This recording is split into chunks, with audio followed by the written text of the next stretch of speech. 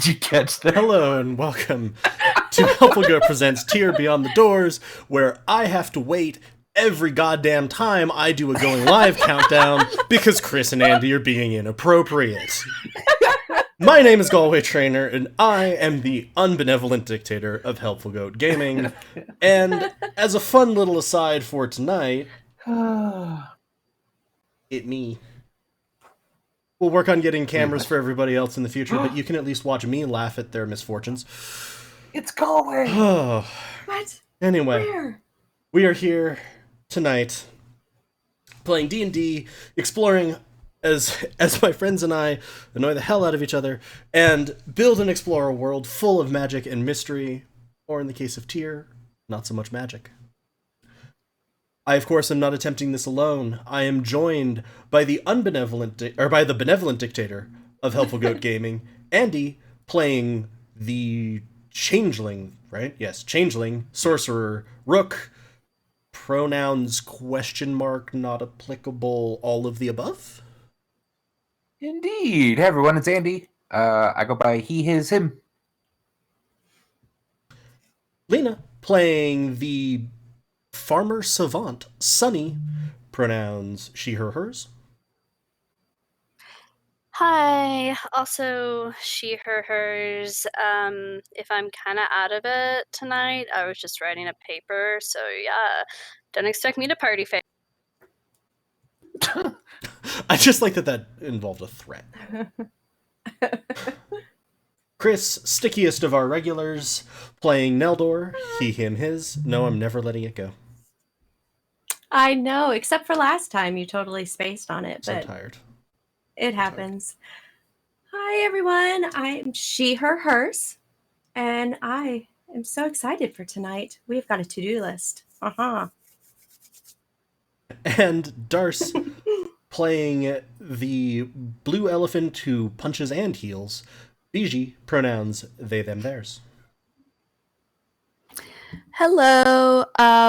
So my pronouns are either they, them, theirs, or she, her, hers. And also, what? Shout out tonight to my favorite guy, Owlbear! Owlbear in the house!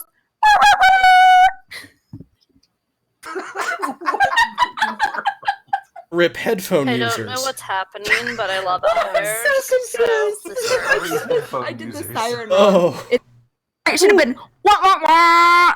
F's in the chat. oh, fuck. I can't hear anything. Oh, we do this every Friday. I lose my hearing just about every Friday as we play one of our two campaigns, either Helpful Goat Presents, which right now is a series of shorter campaigns and right now is Tier Beyond the Doors, or Goats and Dragons, which is our long-form campaign right now, The Fates of Rin. We do that every week Friday starting at 9 p.m. Eastern, 7 p.m. Mountain. We also are going to be having some additional content coming up, which Andy might be talking about a little bit more here. And in exciting news, we just hit our 100th follower on Twitch. Thank you so much to everybody who's followed us and supported us that way. We love it so much. We love doing this. We love your support, and your support makes it a lot easier for us to do more of this. So thank you so much.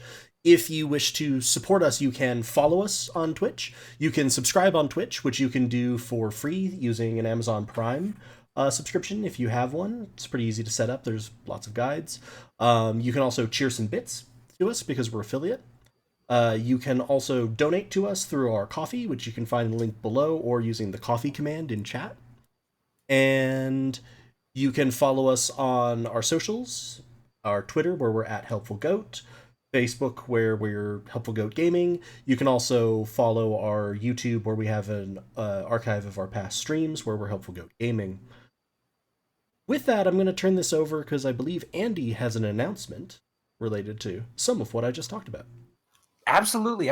Last night, Adam, Galway, and I, Andy, that's me, did a quick little video where we thanked so many people, so many of our followers, those that have so generously donated to us through either money, which is incredibly appreciated, and even just time and attention and art and all kinds of amazing things.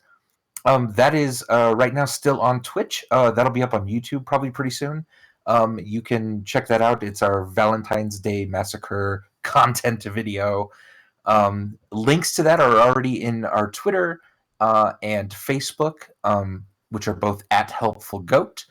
And in that we thank a whole bunch of people, and there is a couple of people that I actually forgot to thank, and those are some of the amazing podcasts that have kind of helped boost our signal and get us out there as well.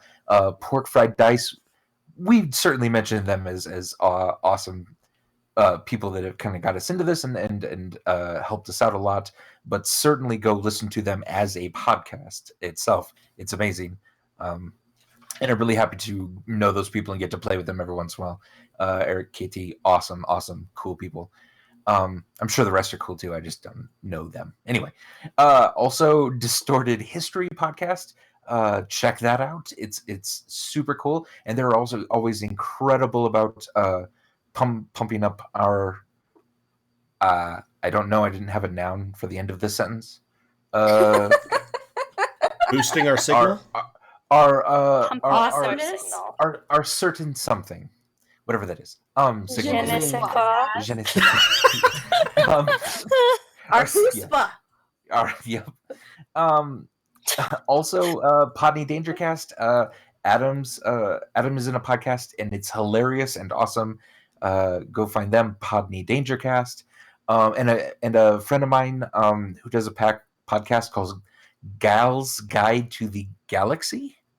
And it's awesome and fun. And if you are just into women and learning about women's history and just sort of understanding a perspective of a feminine or female perspective from modern times, it's fascinating. It's really great.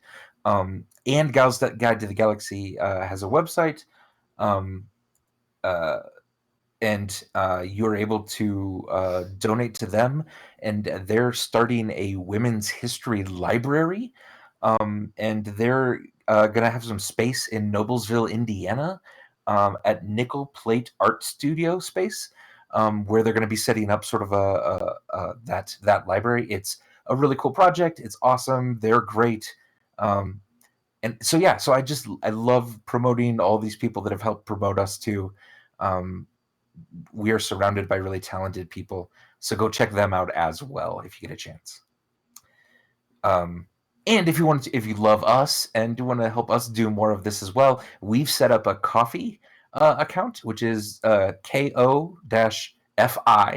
ko-fi /helpful goat, and you can go to that and kick us some coffee money.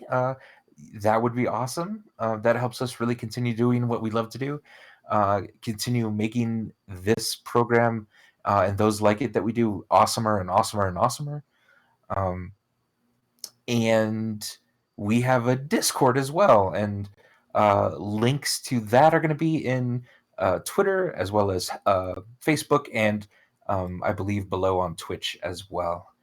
And I think that's it. If you type !Discord in the Twitch chat, you should be able to get a link to our Discord. Feel free to join. Mostly we're on there. We're having a good time. And yeah, I think that's it. Whew. Thank you very much, Andy. We're, like I said, and we said this a lot last time, we are super excited to be getting to do this. We love doing this. We love getting to do more of this. So thank you so much to everyone for your support, whether that has come in exposure, spreading around word about us, direct donations of time, art, and above all, for your attention and support and enjoyment of the stream and the podcast. We really, really appreciate it. You can get our podcasts, Goats and Dragons or Helpful Goat Presents, 2 feeds, wherever you get your podcasts. And in the panels below on Twitch, there are also some links for sort of some of the more common podcast services. So, does anyone have any further announcements, or shall I get us started? I think you should get us started. Outstanding. Started. So, Yeah. without any further ado, last time on Tyr, beyond the doors. The party disembarked from the boat after the 2-day journey from Gotweil, somewhat shaken by their encounter with a woman who rose out of the river, quickly decapitated one of the boatmen, and began sobbing about how it wasn't fair. Vigi was brave enough to communicate with her and discovered that she had been murdered by thugs sent by her former lover, a man she knew only as Vithri. She could no longer remember even her own name. Promising to get justice for her, they set out for the town of Swiftcross, where they disembarked and headed to the inn. There, Rook got drunk. Like, not a little. Drunk. Really, really drunk. I cannot over-communicate to you how wasted Rook was.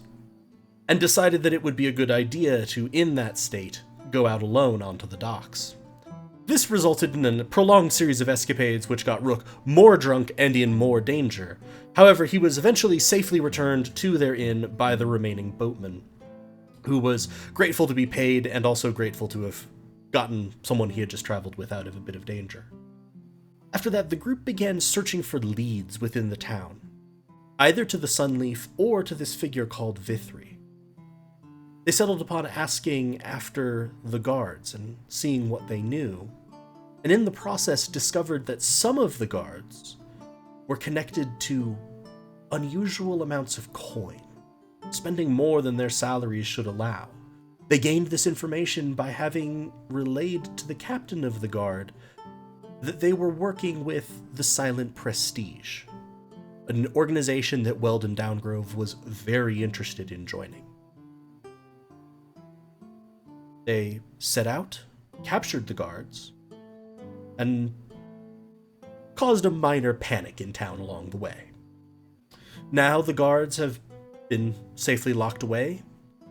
The captain has promised that he will send word for the group as soon as they are conscious again so that they can help with the interrogation, and suggested that they might retire to a small guardhouse adjoining the main guard headquarters and rest in a couple of rooms there.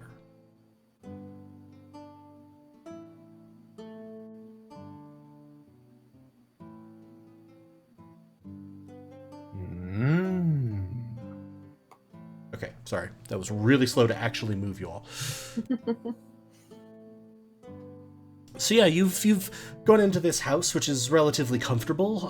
It's a couple of rooms. It seems like these are used as places for sort of traveling members or visiting members of the more senior guard hierarchy. So they're decently well appointed. And yeah, you've just been sort of cooling your heels for a little bit here. And actually, as you've been resting, you've felt more powerful, more capable as you've discovered leads. You've discovered a lead to who might be Vithri. There's a merchant in town called Vithrikin Stonebrow, who's sort of a community leader. You also ran across a shopkeeper, and Sunny, at least, has internally promised to help this shopkeeper who is afflicted by an unusual curse where he can... It wasn't just internally. I promised it outernally as well. Outernally. Okay, outstanding. You have outernally promised to relieve this shopkeeper of his curse, wherein he cannot see or hear dwarves. You also discovered that one of the guards that the captain suggested you might look into, Walther Nye, murdered in his own home, a thing that you suspect the two guards under lock and key of doing. And now, as you rest, and as you sit, you all feel replenished and renewed. Sunny, you're sort of playing with a potted plant that's there. You're sort of just talking to it gently, and it seems to be growing slightly in response. Rook, your shadow is sort of dancing around you, and it's kind of like doing a little square dance around where you're sitting. Solid. Vigi, you were sort of calmly meditating. Some tea was sent up for you, so you've been able to sip on that. And Rook, Nice. you've been engaging in a short rest, and Wait, who? God damn it to hell. Rook. Neldor. Oh, damn it. Go ahead, Nelda. Why the hell am I having so much trouble with this? God. Oh, Send help, chat. sorry. Send help. Neldor. Yes. As an elf, you don't need to sleep. You meditate during your long rests and also during your short rests if you wish to. Mhm. And meditation while you sleep sort of for the night or while you rest for the night is usually very focused. It's almost like practicing or you rehearse things. Whereas during a short rest, it's more like daydreaming. Your mind kind of wanders. And you've drifted very far off in this state, farther than you normally do. And I'd like everyone except Chris to jump off for a minute. Oh God, am I gonna burn it down again? Good luck, Neldor Good. / Chris. I'm gonna break it. Boy. I'm gonna break it again. Ah. Ah, damn it. As you open your eyes, Neldor, you sort of are thinking and you're lost in thought in your meditations, and you're almost expecting to see the room and your friends, and it should be about time to be getting up. And instead you see a familiar book laid out in front of you. But this time, you realize that the book is massive. Many times bigger than you. Than me? Meta-wise, for stream, who are people who are watching this will make sense. And for Chris, this will make sense. Your token in that book are to scale. Holy crap. That book is the size of a house. And across its surface, you can see, again, faint tracing glowing lines of very fine script, almost impossibly thin, and yet each letter is as tall as you. Oh my gosh. Okay. Fantastic. This has certainly never happened to you before. What would you like to do? Is there anything else around? Or is it just this book? Like, is it a dark cavernous area, or is it just this book? It is very dark, and you can almost feel that there isn't really anything else. And that kind of matches with what you had in your vision the last time you had this book. It wasn't really sitting on anything, it was just there, and you could feel yourself in space in relation to the book, but not really anything else. All right, well, I am not going to try and go backwards in the book this time, because last time it fucked shit up and everything caught on fire. So, I would like to walk right up to the book, and I want to touch it. Maybe climb up in it. Okay, so you can pretty easily climb up into the spine or the gutter of the book, so in between the two pages. And as you get up there, you can see now much more clearly and easily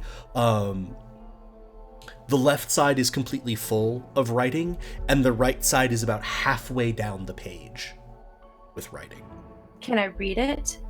Again, you look at it, and just like last time, and perhaps because last time you checked, you recognize your own handwriting. Right.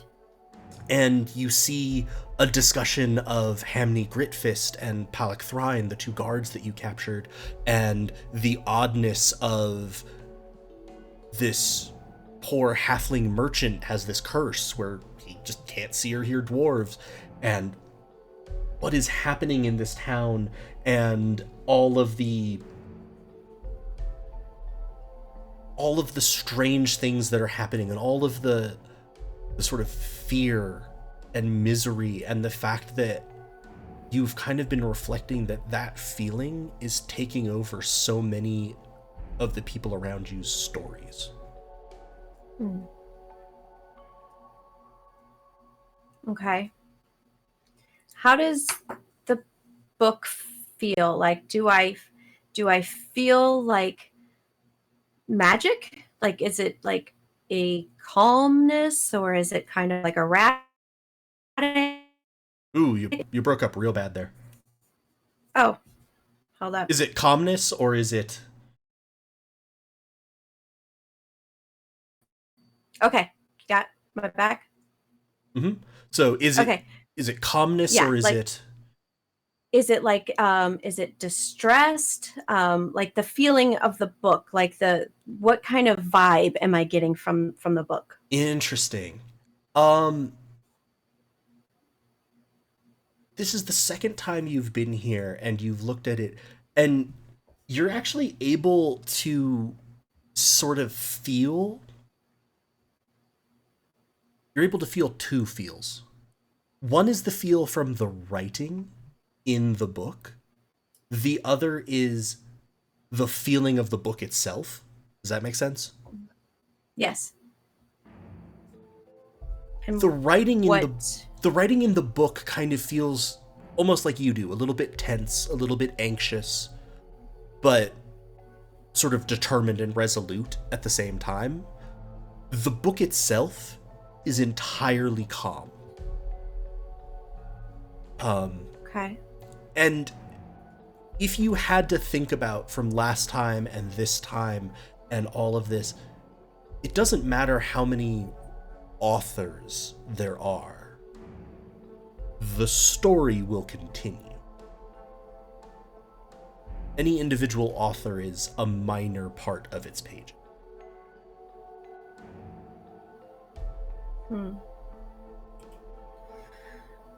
Okay. Damn it! I don't want to set it on fire, but is it possible to like flip a page? Backwards or forwards? Last time I went backwards and I set a village on fire. Let's try forward. Sure, you sort of move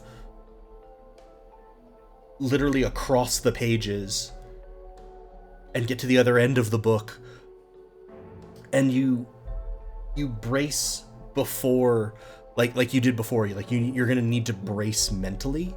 But as soon as you do, you also realize you can't turn the pages forward. Like before, you had to sort of brace yourself and try and strain. You can just almost have this intuitive feeling of that's not gonna work. There's nothing there. Okay.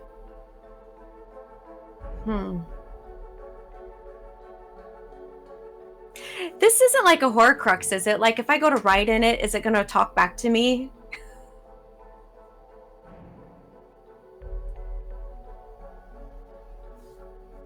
This is why I'm so glad I have face cam now. This chat just watched me like cover my mouth and laugh.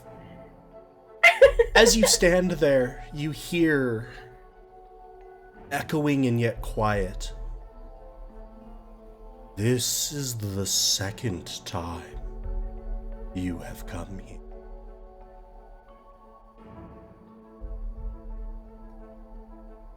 Yeah. So I feel like there's a reason I'm coming here. It is your hand that writes upon this page, is it not? I'm gonna look down at the page. I mean, it looks like my handwriting, for sure. I don't recall writing this. This is the writing of your story itself. This is the writing of your soul, your mind, of your heart.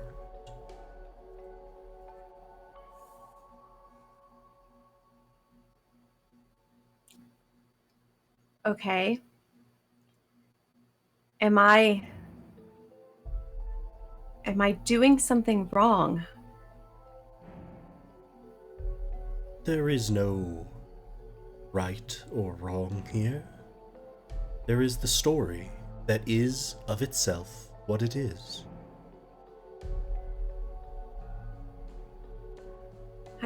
But I feel like no matter what I try, I'm messing something up.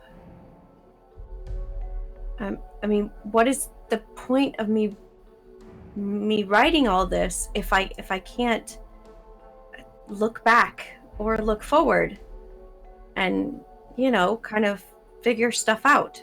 You have already looked back more than many ever have.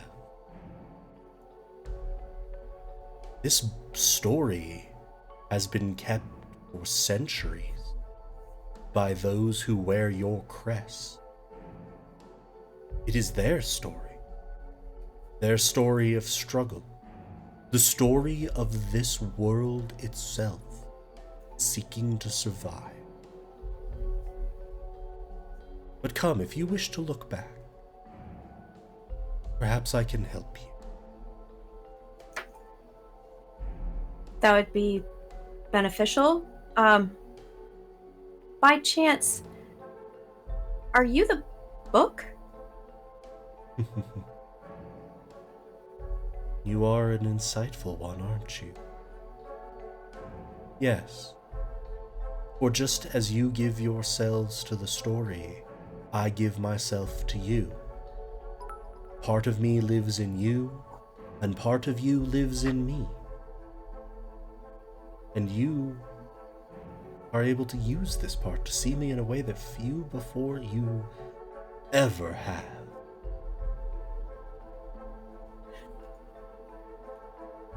Okay. If it's gonna allow me to look back, I kind of want to look back at a few pages. Sure, so you're gonna need to move sort of over to the other side, and you brace yourself again. And so give me an intelligence, charisma, or wisdom saving throw with advantage, because the pages themselves feel like they're moving and lifting. Okay. Well then, there we go.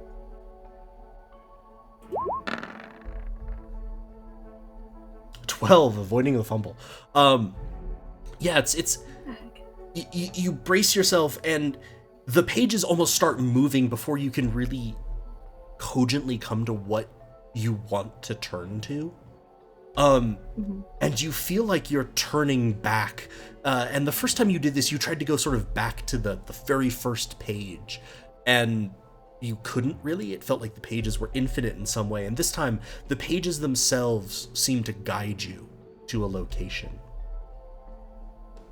And there's a hand in gleaming silver, not your own,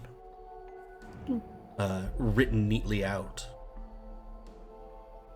And as you stand there and look at these letters, you feel a shift in perspective, and now you're far enough back that it's quite easy for you to read. Before, when you were reading, you were like needing to walk along the page, right? Like you had to walk the words to be able to process them. The letters were so big.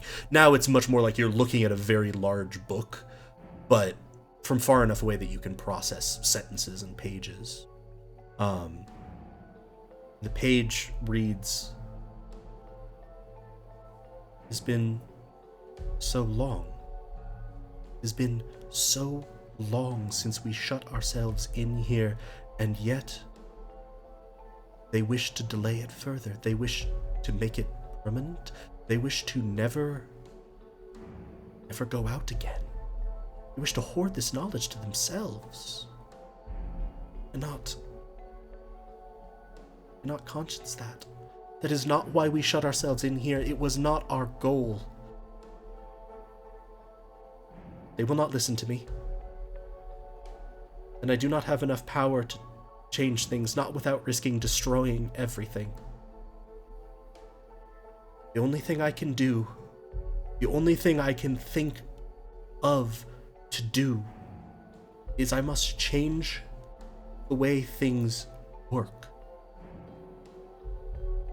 Not all at once. That is too much. But little bits at a time. Small groups, perhaps. To see the world. To care for it.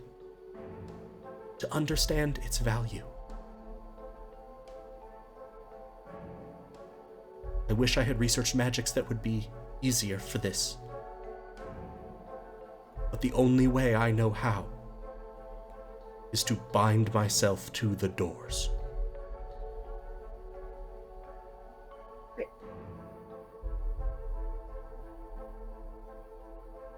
Bind myself to the doors? Yep. Okay. How far back is this text in, like, my timeline? There doesn't seem to be any date written, but you get the sense from the... It's not as if this book has an actual physical presence, but it feels old. It feels like it is at minimum centuries ago. Okay. And there's no, like, signature or name, so I have no idea who actually wrote this. No, but as you sort of look now over to the other page, you do see in this same, you suspect same hand, a diagram of a sort of set of magical formulae and a magical circle. Okay. And then very clearly a drawing and an illustration of the doors of Stronghold.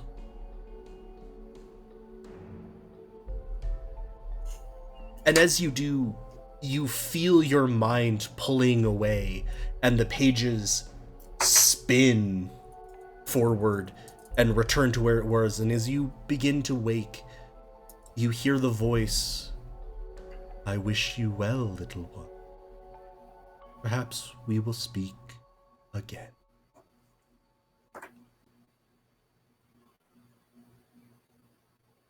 Wow. Okay. That's weird.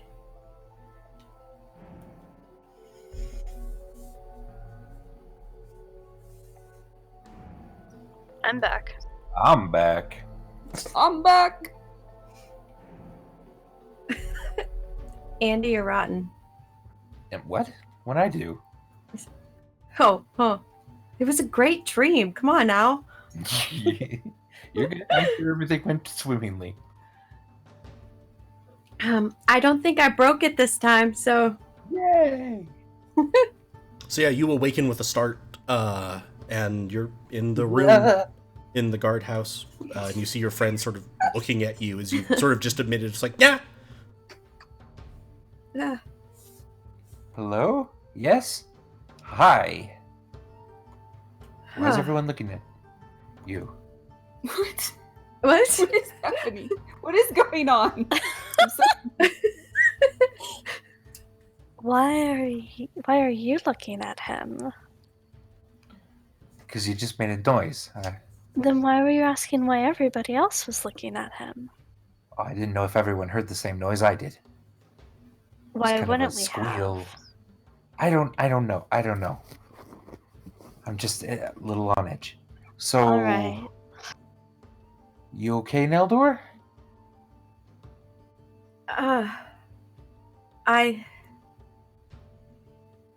I think I'm learning more of our story. And it's way more in depth than I originally thought. Interesting. What Care did to you learn? elaborate? Yeah. Well, when we were back, where were we just at? The last town? Can't remember.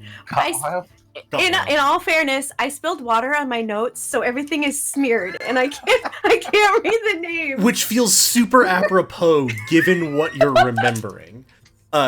the town of Gotwile, and also thank you so much, Tibby, for the wonderful bits. Happy Valentine's Day. Happy Valentine's Day, everybody. Yay! Boo. Love, love, love, love. Just so people know, Andy has promised we'll keep it sexy. Oh, So- No. Lord. Real did say that. sexy. Oh, I my can also gosh. kick him from the server. I'll be good. I promise. Oh, my. I'll be good. I'll be Whoa. good. Power abuse. Okay, no, so Sorry, you were saying, Meldor? yes. And remember, as- keep it sexy. when we were Tell us slow. when Brooke and I were sleeping together in Whoa. Gotwile. I can't. I can't do it. Sorry. We shared a room and slept together in the same room. Yes, Yeah. we did. Yeah. I had a vision of a book containing, I believed, our stories, all of our stories, the Stronghold stories, and I got greedy and tried to find more information than apparently I was ready to learn, and I thought I broke it. It caught fire. Now Oh, it may gee. have just been because Gotwile was on fire at the time and it carried through, but I burned it. Wait, did you catch Gotwile on fire? Which came first? I'm gonna say Gotwile. Yeah, it was a Okay. dream, Sonny. It was a dream. I don't think a dream can catch a city on fire. I mean, I I mean- don't know you guys. Yeah, I mean, a sorcerer might be able to do it, but not me. Like, right? Yeah. Sure. But anyways, this most recent vision, I didn't break it. It was massive. Like, this book was huge. I had to crawl into it, and then the book spoke to me.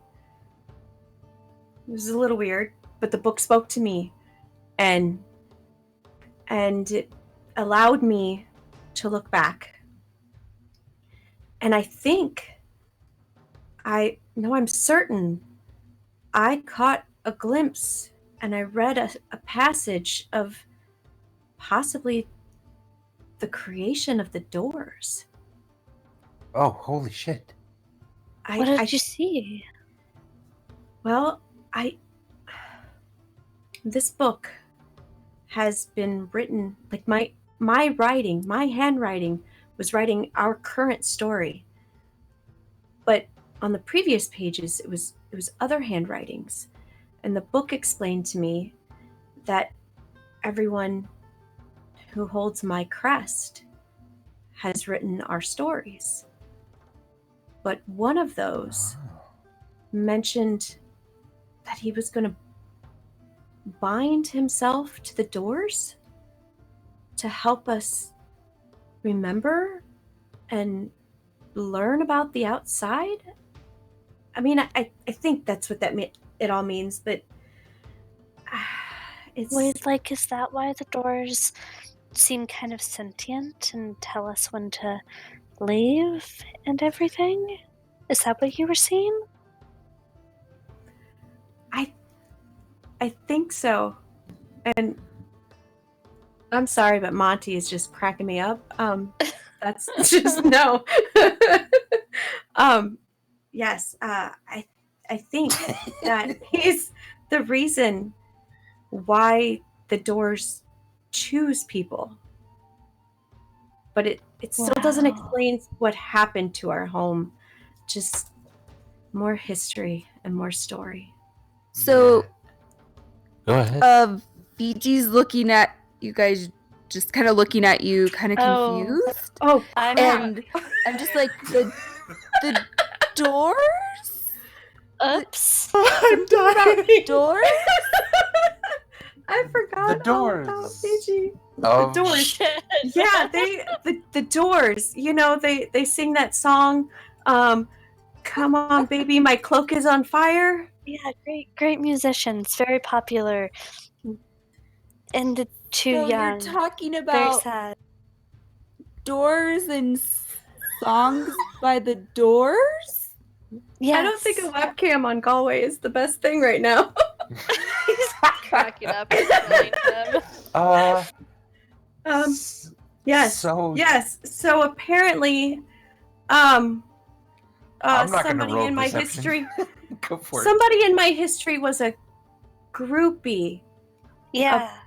about and they loved the band, the Doors. Oh my god, can't we just tell her the truth? Can we just tell them what's really going on? I mean, VG's been with us for a while. They seem cool. VG's been with us for like a day. Yeah, like two Yeah, but- tops. Yeah, but they're cool. You know what I'm saying? I mean, I'm not saying they're not cool, but also, we're not really supposed to talk about the band The Doors because we don't know who we can trust out here about the band The Doors. BG's head is just like swiveling back and forth, like I'm watching like a tennis match, like with Rook, and then you guys will say something. I'm just saying I'm Team VG here, but I'll, let this band do whatever it needs to do. I don't even know the metaphor anymore. Whatever, it's fine. Cool. Okay, sharing something with me, it's fine. It's not a big deal. Everyone has secrets. It's not that we don't trust you. What secrets do you have? Maybe if everyone has secrets, share your secrets with us, and then we can tell you ours. Well, yeah, that's true. That's not a bad idea. My eyebrows just kind of what am I again? An elephant person. Loxodon. A loxodon. But If they have that's- eyebrows, mine are going up and Sure. down. What Okay. secrets? What? Secrets? What? You just said Okay. everybody has secrets. Ah. What are your secrets, VG? Shall we Even I don't know. Oh, say shit. what now? That's a wise thing to say. She said, "What secrets?" And I said, "Even I don't know." Yeah. And then I That- go to the corner and I like do a meditative position thing with my feet and just close my eyes and start meditating. Okay, well Okay. that felt like they were brushing us off. Yeah, well, we'll So- circle back to that We didn't later. trust them Yeah, as well as we that's- thought we could. If you were to look at me, you'd see that like my ears are up and kind of They're also posing in like a yoga stance. yes, that and they're like slightly turning towards you and moving a little bit with what you're saying. So Okay. I mean, if you looked at me and happened to notice, studied me, then you probably could tell I was still listening a little bit. My shadow's trying to mimic your like yoga stance, but it keeps falling over. I'm gonna message in Neldor's head with my telepathies. So, was there anything else you needed to tell us from your vision? I can pass it along. I cannot believe I totally didn't think that. Yeah, I we're just- idiots. Oh my gosh. No, I mean, just that hopefully this will make more sense later. It's just all very odd. I know that the story is what drives myself and my predecessors, but this whole binding to a door is weird. We're not gonna have to bind you to a door, are we? At that, Neldor's face just goes like completely stoic. I hope not. I hope not, too.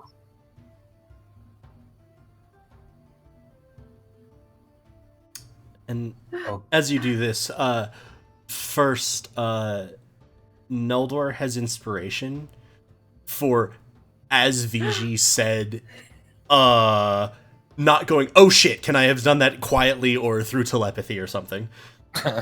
Just dealing with, okay, this has now happened. And also, you hear a rap at the door. Oh, hey, it's the door. Ha ha. Doors. Saved by the knock. Oh my gosh. I'll Rook, answer the door. Yeah, Rook will go up there too. You open the door and you see Bovo, the drow guard who you had spoken with and humiliated and intimidated a couple of times and then decided to get justice for. At the door outside. He's like, the captain sent me. Those two are awake. Oh, sweet. Okay. Good. All right, everyone. It's time to question them. Yeah, mount up. Regular Is that in mounting the up. keeping it sexy or? So mounted right now. Just trying it out. Yeah, let's head over.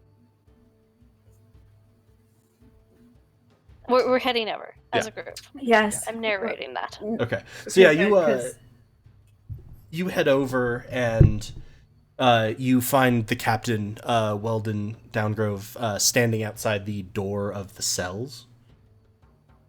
Not like outside the door of literally the cells, but the door of the area, the cell block area. Yeah. It's like, hello everyone, are you ready?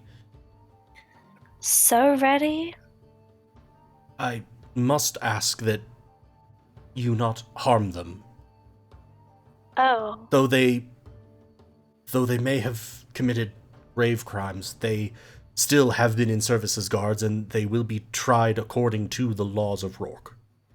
they're also horrible bullies, but okay, we won't harm them. You can leave us alone with them. No. But I just said we won't harm them. Still gonna go with no on that. It's really okay. I'd also like to learn about what they did. We'll tell you. I'll tell you everything they say. Don't you have important paperwork to be doing? Fiji's gonna go over to where the he's standing and open my fading drizzle umbrella. Whoa. And Ooh. I'm just like, I put my hand on his shoulder. I'm just like, sir, you have nothing to worry about.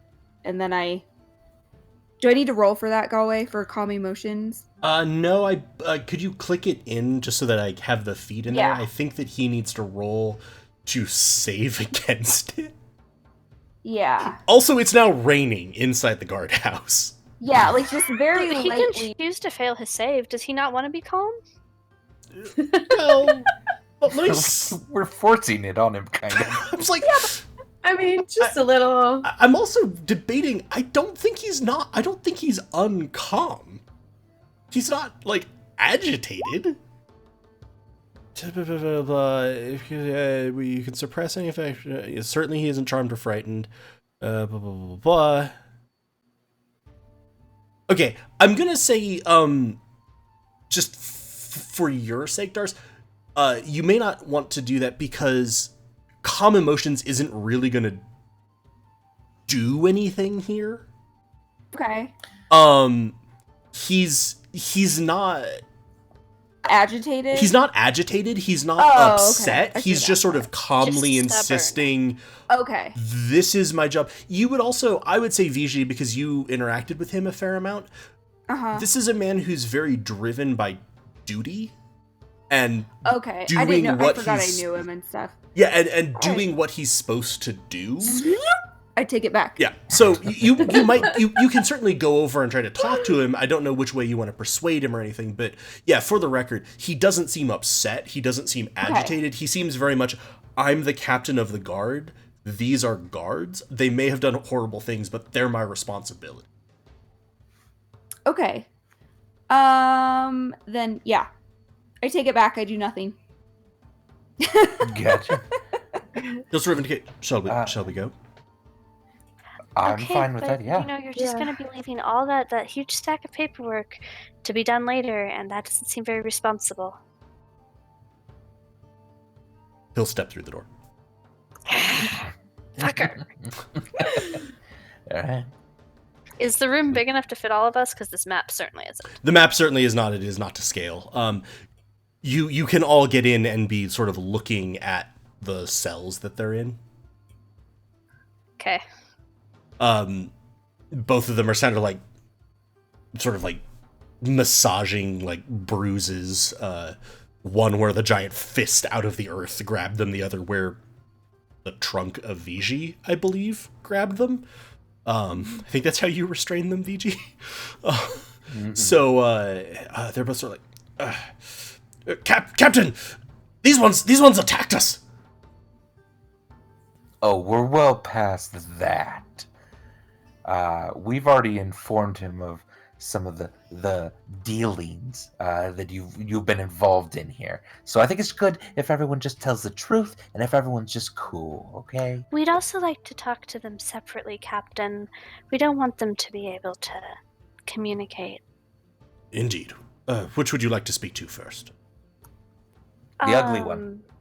Yeah, which one is more of an asshole? Hamney Gritfist, the dwarf, was the one who had like thrown the mud at Figures. at Bovo. Let's talk to him first, because we can. Okay.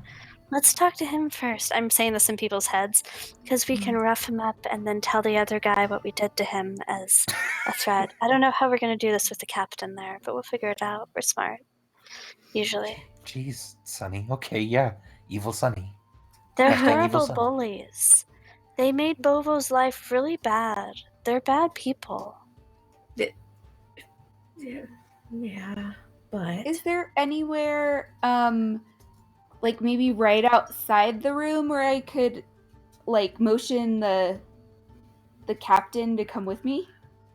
Like, just maybe out in the hall? It looks like what's probably going to happen is you're going to be transferring Hamney to another room. Or taking him to to actually interrogate him. Okay. Before we do that, I just like whenever we do come out of the room, I just like to like be in the back with the captain, and then like as they go to the other room, just like, oh, hold on for a second. Sure. Yeah, you Stop can. him. So you're trying to separate. You can try to do that. So you'll move Hamney over here. And yeah, so as sort of everyone else files into this room, Vigi, you kind of put a hand on the captain's shoulder and he'll stop. Yes, can I help you? And I've talked to this guy. I've worked with this guy before, right? Not especially. You Oh, sort of. not especially. I thought you. No. What I was Oh. saying that you had talked to him, I more just meant last time because you knew he was interested. Okay. You discovered he was interested in the Silent Prestige. You had a fair amount of interaction with him there. That's right. And the sense that you got from him was that this was a man very driven by duty and responsibility. Yes. And that was part of why you were like, yeah, I'm actually kind of okay with him joining Silent Prestige. So I'll just be like, oh, I wanted to talk to you about some very important things with Silent Prestige that you must hear about right away. And I'm gonna speak in the guy's head that we were going to question first. While the captain's distracted. Hey, this is a demon in your head. Fuck you up. Let you tell people everything. Man, that kills my throat. Kills my mind. Scares my cat too. Okay. It's perfect. Okay. Jesus Christ. no, Vigi, I don't think that was him. I need you to give me a persuasion check. Sonny, I need you to give me an intimidation roll with advantage.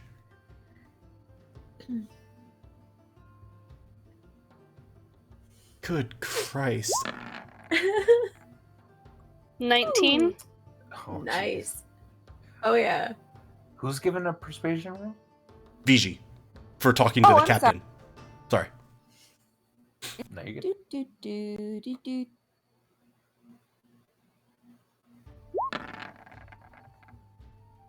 Oh, it's very rolling too. 3, unfortunate. Oh.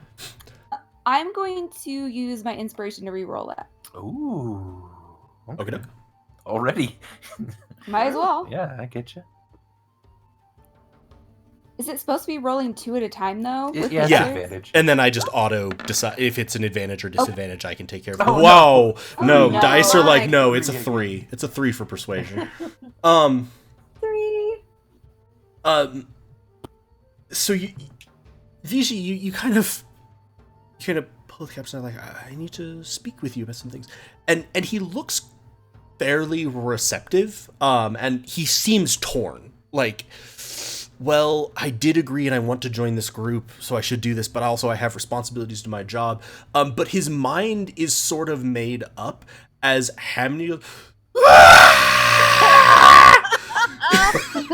as it just falls to the ground, clutching his skull, like rolling back and forth. No, don't let it hurt me! Don't let it hurt me! I'm sorry! What's wrong with him? Yeah, what is wrong with him? What? None of you I'm know legitimately anything. This is concerned. beautiful. I start looking around for Hey, someone I think is attacking this poor I got guy. a message into the It's in my head! But I I'm did- sorry I did bad things! It's okay. It was just me scaring him. We're good, you guys. I Oh, said that in okay. their heads. I'll play along. What bad things did you do? If you tell us everything and repent, we won't let it hurt you. Oh god. This, like, the captain has burst into the room and Vici has probably trailed in after him, I assume. And like there's a small, it's a stereotypical like interrogation room. Like there's a small table and a couple of chairs or a few chairs.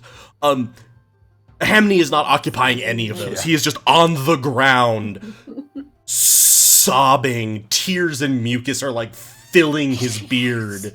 What a wuss. My goodness. Yeah. And he's just like, oh god, we've been working with bandits out of the Northwest. They would come into town for supplies. We would help them get in and out. Sometimes they wanted information. Sometimes What kind of information? Huh? See? Tell me what you know. did you just Yeah. change and transform into a noir detective? I Yeah. think his voice did.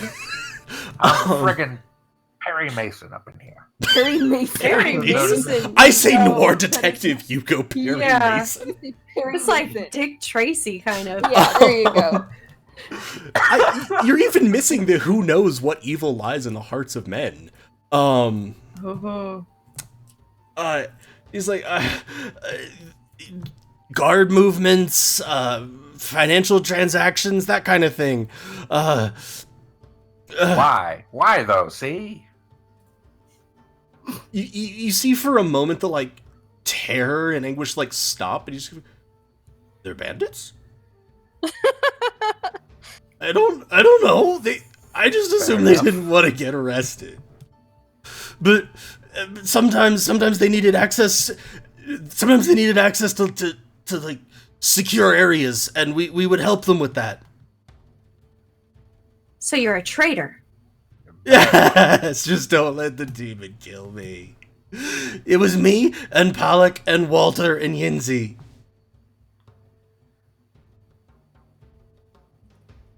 I'm gonna. What do we know? Who are those names? Hamni is the one Yeah, Walter's- doing this. Yeah. Pollock is the other one who's in lockup. Walter is dead. Yeah. And this is the first you've heard of Yinzi. Okay. Yeah. What about Walther? What'd you do to him?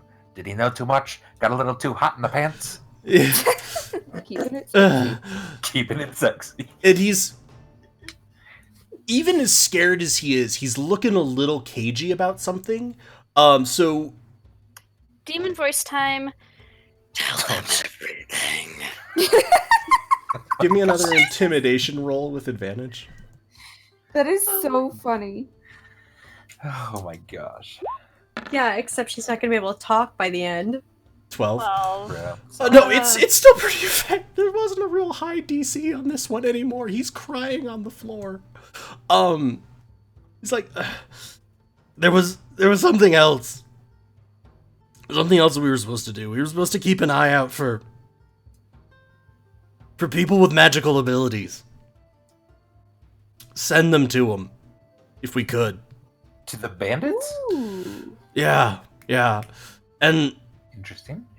And- then a couple months ago, those fucking monsters attacked. And we did our jobs, right? We did our jobs. I know we took their money. I know we helped them, but we defended the town. And then it was over, and the Sunleaf was leaving. She was just slipping away like she always does, and it was just dumb luck. It was just dumb luck that she was walking towards where we were. She was tired, worn out. The battle had been hard on her, I guess. And What'd you do to the Sunleaf? We knocked her out. Neldor's getting very irate. We knocked her out. We ambushed her. We knocked her out. We stashed her in Walter's place. We contacted the group. And then we helped them smuggle her out to their base. They paid Where us. is their base? yeah, you gotta draw us a friggin' map here, okay? Yeah. See? Map. Nah. Holy shit, he drew a map. And where is this Yinzi? Give me a second. Swift Cross is where we're at, and Got Will is where we've come from. And then we were in Rosebud. Rosebud is my main attraction. So he'll I don't think we've been in Rosebud. Yeah, I don't think we have either. he'll We've been point red, at though. he'll point at an area on a map if you provide him one. Here it's an old fortress. Before the Blighted Lands grew, people used to live closer to it. They called it Stone's Rest. No one goes there now, so it's perfect for the bandits. They live out there. Oh shit, that's way out there. Okay. I don't think these are bandits. Yeah, Right? Right, like have a if they base. can knock out the stone leaf and they have The Sunleaf. the Sunleaf. stone leaf. The stone leaf No, and these they have a these base? schmucks knocked out the Sunleaf. Yeah. Where took 'em- is the and- fourth one? Yeah. Yeah, They paid us. Yannick- They paid us more money than any of us had ever seen. Yinzi took it and moved south. The rest of us hadn't saved up as much. We were still here, but then there was talk of other towns being attacked, and no one was helping. And Walter started to get guilty. Then he heard about this group that a town east of here called Red Meadow was attacked, and apparently some group stopped it. He said that we should go to the captain and tell him what we did and see if he could get in touch with that group. See if they could get the Sunleaf back. We tried to talk him out of it, but he was hysterical and knives were drawn and God, just don't let the demon kill me. You've done really good. I Sounds don't like think the the demon's gonna coward. kill you today. But, you know, Yeah. be good Yeah, from we'll now on. talk to it. Yeah, Neldor, go ahead and You pray to have the to demon. live a life of Make kindness. sure he doesn't kill him. You Pray have to to live a the life of demon? kindness. I Or the demon's gonna get you. So that means no more bullying people, or killing people, or taking bandit money, or Yeah. being mean, or rude, or cursing at people, or shoving people, or throwing mud at people. Yeah. It means being a nice guy, or the demon's gonna come for you. Oh God, Yeah. I don't want that. No, I won't do anything. We were mean to Bovo because it was easy and because we were worried he'd figure something out with his sister and no, we won't say anything. Look, Hey, can look, you promise me that you won't let the demon kill me? Hey, No. look. No. You wanna... you wanna know who told us about the demon? it was Bovo. So you better fucking be nice to him. Give me a persuasion roll. Shit. Sorry, give me a deception roll. Give me a deception roll. Here we go. Sorry. That was 21! I told you to do persuasion and it should have been deception, but I'm gonna let you keep that because y'all deserve it. And I think that your mod for deception is even higher. Yeah. So yeah. He's like, you just see his eyes go completely wide and terrified. He's like, I promise we won't do anything again. Look, if you could just help me make nice with Bovo, I can. I know the passcode. I know the passcode to get into the fortress. Oh shit, that's even more helpful. I wasn't even thinking. No, that's good. Yeah. Tell us that. Maybe I'll put in a good word with Bovo then, huh? Just tell us. Thank you, please do. When you get to the gates, you say the shadows smile, and then a question should come back at dawn or dusk, and you reply always, even in brightest noon or deepest night. Oh, we're dealing with lanterns? You didn't think that password seemed a little, fucking evil? Or like really long? Also that. Always, even in brightest noon or deepest night? Yes. Yeah. All right. Also, I'll remember that. Chris, you don't get inspiration with +1 for the lanterns. Yeah, right. I was like, are we gonna gloss over the lantern? Okay.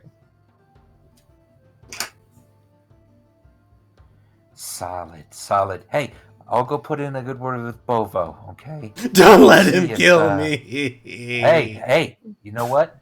I'll do my best. We'll see, okay? You keep being good, telling us what we need to know, all right? I'll leave the room then immediately. Okay. It's like, I don't know anything else. Should we talk to the other one, you guys, to make sure the stories match up? I've left the room to say that. Mm-hmm. You're gonna see the captain. What did you do to him? Nothing. We just talked. Told a few fibs. We got him to confess, though. It's all good. He's kind of a coward, so it really wasn't that difficult. Yeah. Pretty cowardly. Oh well, should be good. Yeah. I don't even think we need to question the other guy. I think we should, just in case, but also maybe the DM can kind of speed run through that in case, unless there's any inconsistencies. How do you want to question him? Same way. Okay. So you go in, and he's like sort of like pressed against the back wall of his cell. It's very obvious that Hamney's screaming has gotten out to here. Sunny, give me an intimidation roll again with advantage for the little demon voice trick, and you don't have to do it again, so you don't shred your throat. Only a 13, but 13. Hamney's scream should have softened him up, hopefully. Yeah, it lowered the DC a bit, mechanically. So yeah, I want to hear Sunny do the demon voice again. You want to do one more pat? It's your turn. I'm a demon, and I'm gonna fuck you up if you don't tell them everything bad you've done. I love it. Okay. Oh my gosh. That's the best. I will never not hear that. Yeah. So he will tell you largely the same details. He mentions that Yinsi moved to the capital down south, which was more specific than Hamney was, but it all still lines up. His description of the incident is basically the same. They just stumbled across, or rather, the Sunleaf stumbled across them, where they were actually holding part of the boundary of town against some of the skeletons, and they, I'm sure they were. Jumped her and tied her up, stored her at Walther's, sent word. Ever since then, he also adds one thing, is that ever since then, the bandits seem to have a lot more coin. Yeah, this is not just normal bandits. Andy, No, they're the mafia. I mean, they're probably the well, people we've been fighting, right? Given or the whole tied to them. shadow thing. Yeah. Yeah. But that's a thing he noticed. I rolled a 21 on my insight. Does it seem like he's being honest with us, or like he's not scared? Yeah, he seems like he's being honest. Okay, good. He's perhaps more reserved than Hamney was, but he is clearly quite shaken and seems to genuinely believe that there is a demon in his head trying to murder him. You can also feed him the entire thing about the demon is partially under Bovo's control or something, and he is swearing that he will be nice to Bovo. So I'll even say, like, I'll even put in a good word for Bovo again.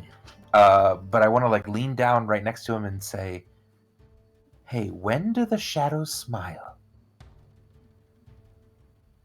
always, even in brightest noon or deepest night. Okay, pretty good. All right, say hi to your mom and dad for me.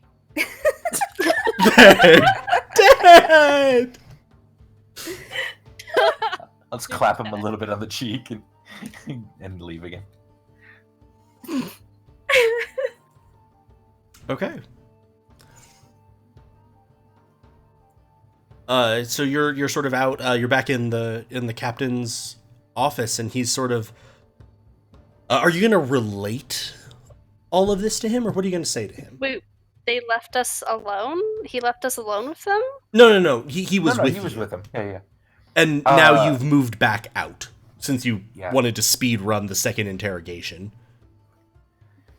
I mean, I would say to the captain, we gotta not tell anyone else about the Sunleaf thing. Yes. Because we don't want anyone knowing that we know where she is. We also don't want agree. everyone worried that she's actually missing. Yes. Yes, absolutely. Agreed? Absolutely. Do you have, like, a silent a swearing thing that you can swear on a silent bell or something? Or What? And an angel get its wings? VG, that's not really a thing. Okay. Yeah, you just heard me go, what? Under my breath.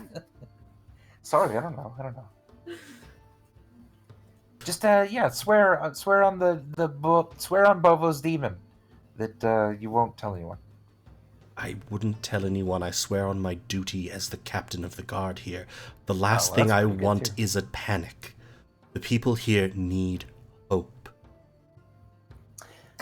Do I believe that? You mean insight check? Okay. Ooh. 7. You think so? He seems like he's being pretty straightforward with that. Okay, all right, fine then. Yeah, it makes sense. So what's next on the checklist, guys? Maybe on our way back out of town, we figured out what to do with the long-haired chick and her boyfriend. Huh? Right, so we need to do that, and we also need to fix the dwarf curse. Well, Dwarf I mean, curse. is it so bad not seeing dwarfs? I mean, I think it's kind of inconvenient. He seemed genuinely just distressed about it, right? He seemed pretty upset. I mean, he actually kind of seemed like he was pretty used to it. Yeah, I mean, there's curses all the time on people. Why we can't solve all of them? You know what I'm saying? We gotta. Am I misremembering, DM? Did he seem used to it, or did he seem upset? He seemed like resigned. He seemed, I would say he seemed like he'd adapted to it, but it was upsetting to him, and he was kind of resigned to, this is my fate now, I guess.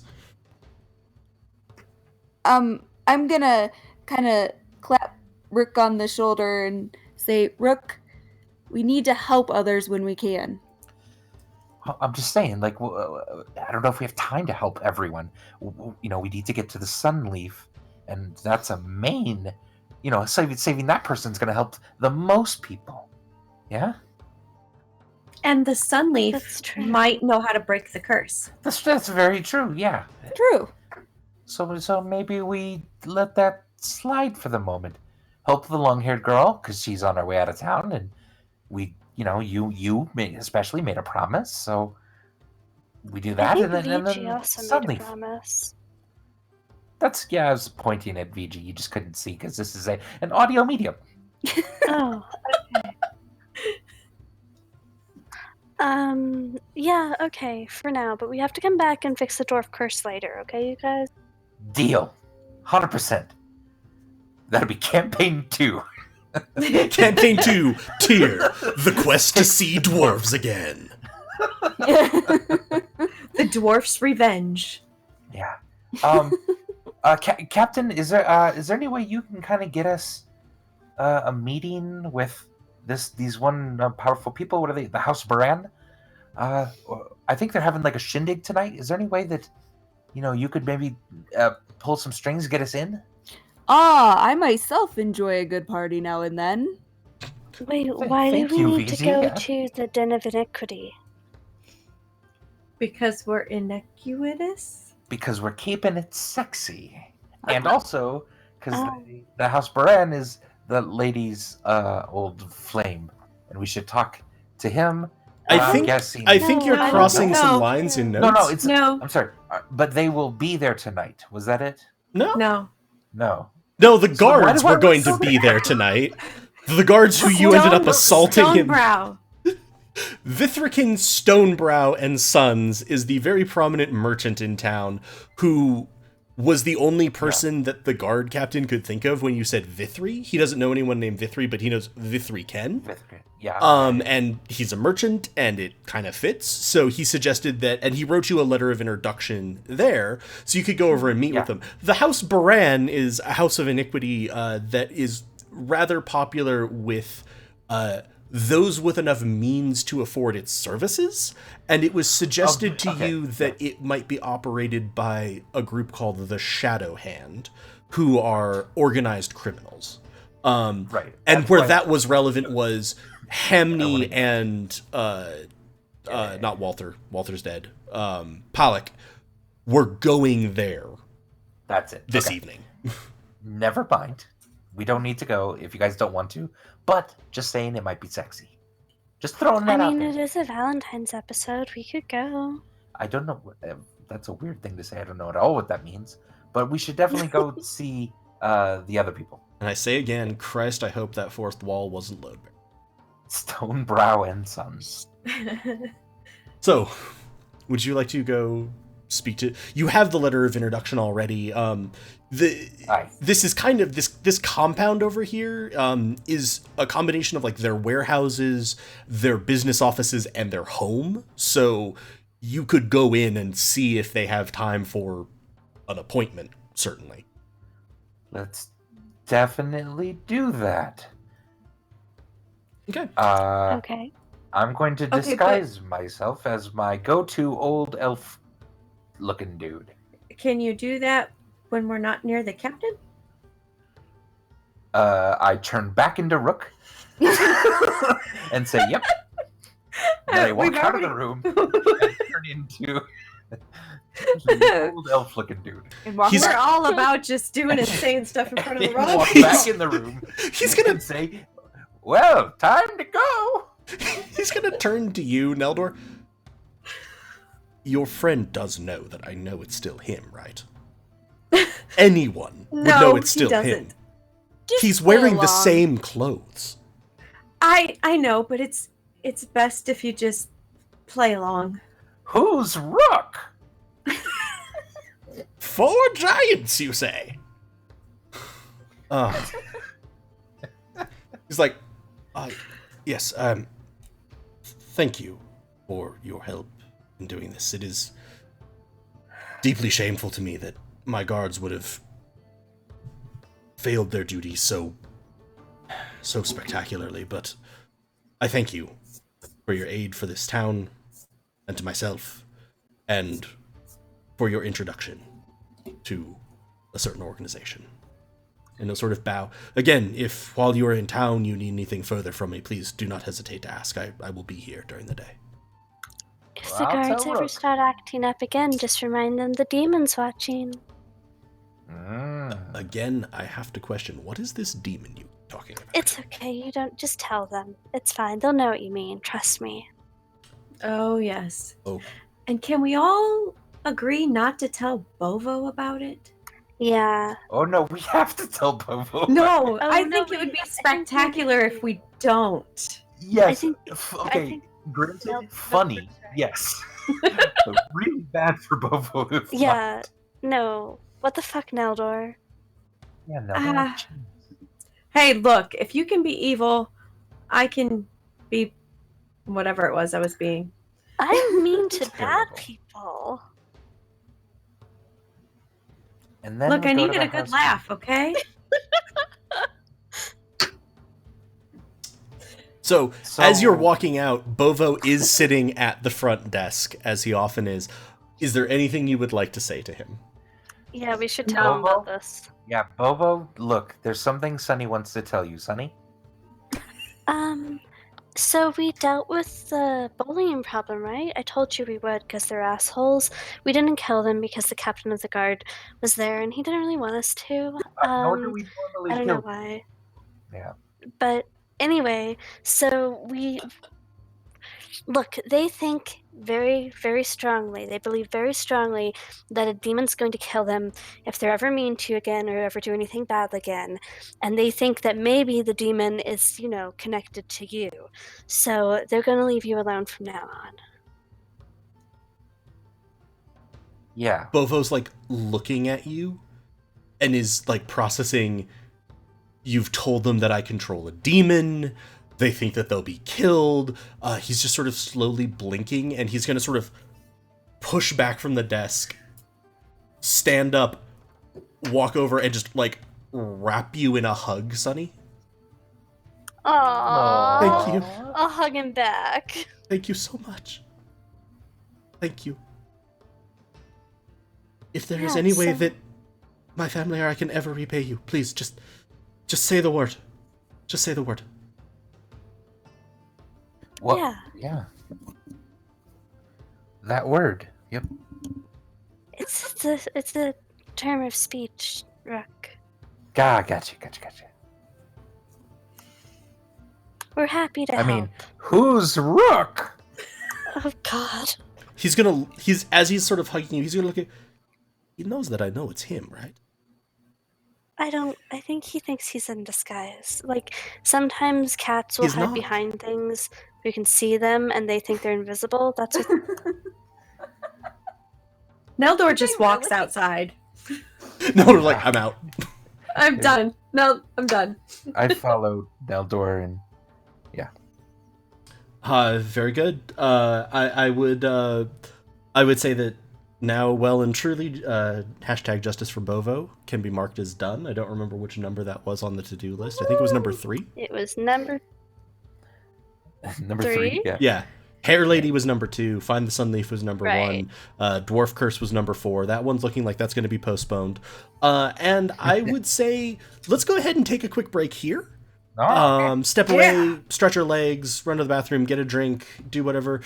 And when we come back, we'll see how you all do with resolving issue number 2, Justice for Hair Lady.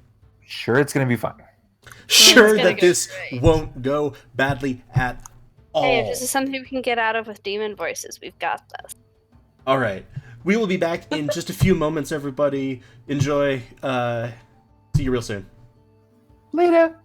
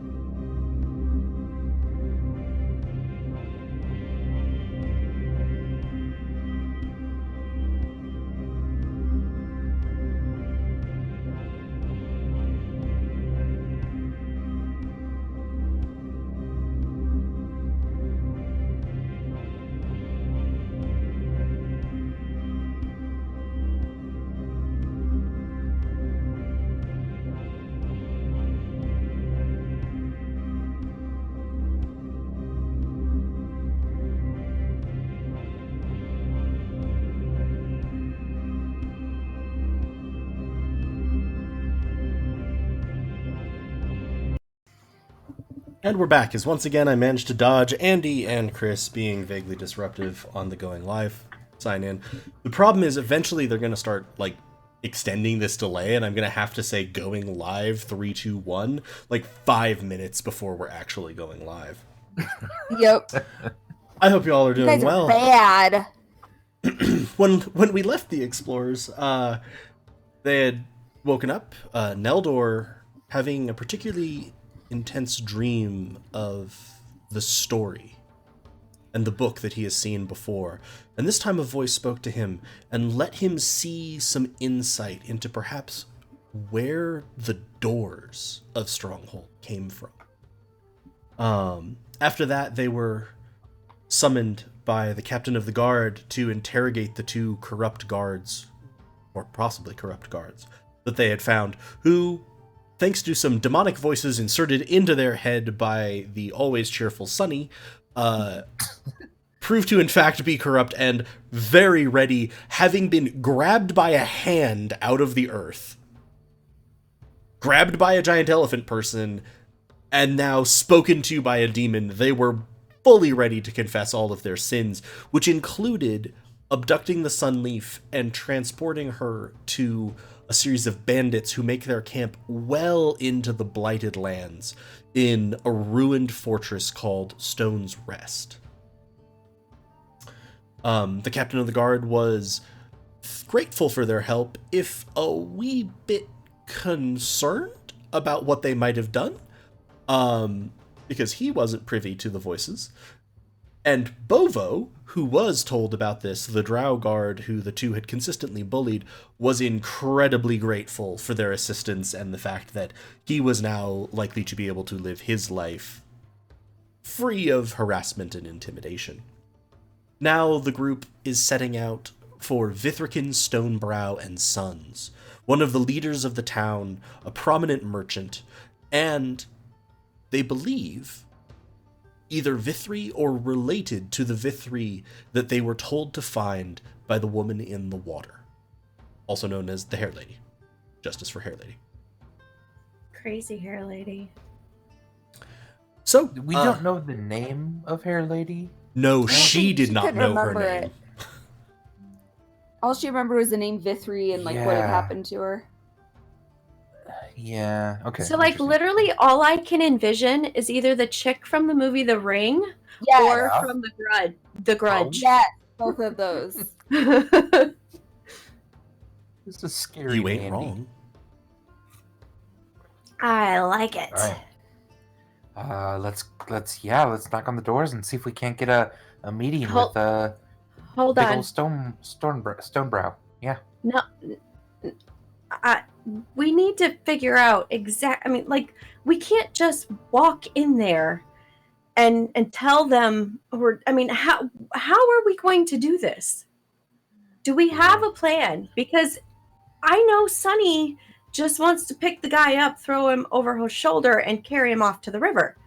I'm not strong enough to do that. I know that's what you would like to do.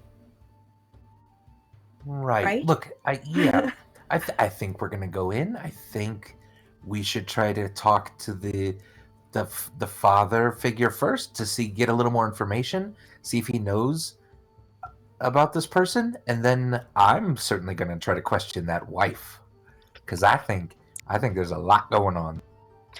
I think the father is this person, right? Well, we don't know. We just know Vithri and Vithrikin are very similar. Okay. We have no idea how long ago the lady was murdered. Yeah, this could be like this guy's So grandpa. sad. I mean, it could. Like, this guy could not be alive anymore. In fact, didn't she ask us that if we don't find him, we should find his children or something? Yeah, Or I did mean, I he just might have make asked up that that, or somebody horrible- might have suggested that on their own. I don't know. True facts, it might have just been Yeah. Sunny who Definitely suggested happened. that to her as a course of action that she then Okay. agreed to. Yeah, Okay. because Neldor was on the Okay. boat.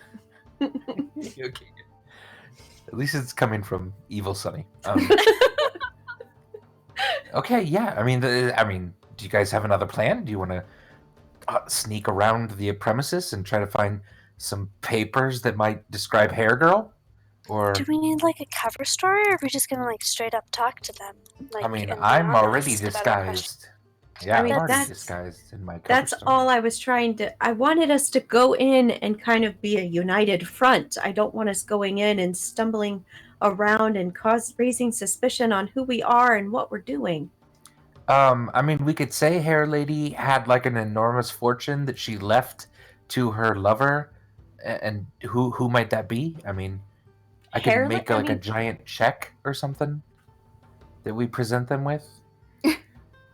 And we'll just call her Hair Lady.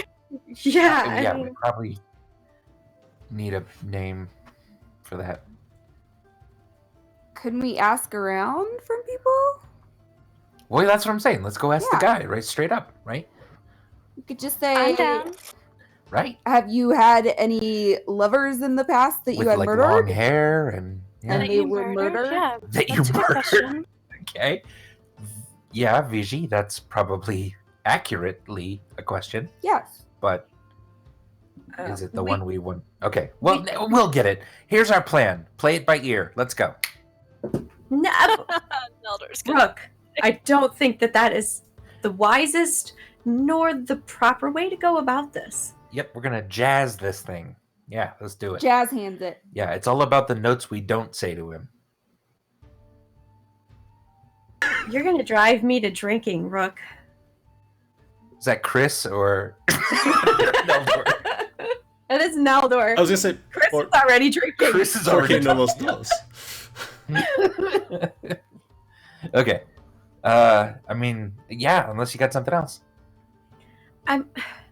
Perhaps we could. Oh shit! What if I disguise myself as her Oh. and walk in, Oh, and that's we a good just idea. fucking Dead see her. what happens? Yeah, let's do See that. his reaction. Do you Andy think you hates this idea. do Rook you think loves you it. can disguise yourself as her, but not like how she looked when we saw her? Like maybe still alive and not so sea hair witchy.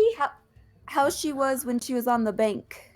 Because No, you saw they'll totally. her. If you disguise yourself as Yeah. dead her, they'll be really scared and confess what they did. Right. It's Well, perfect. or It's I like the can- demon again.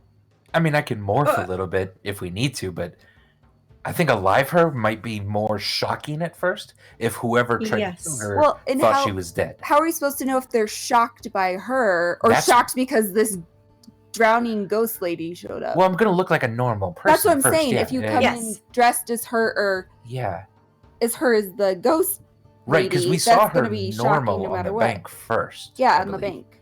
So I'm gonna try to replicate that right now in the middle of the street. Here we go. Whoop! How do I look? Go away.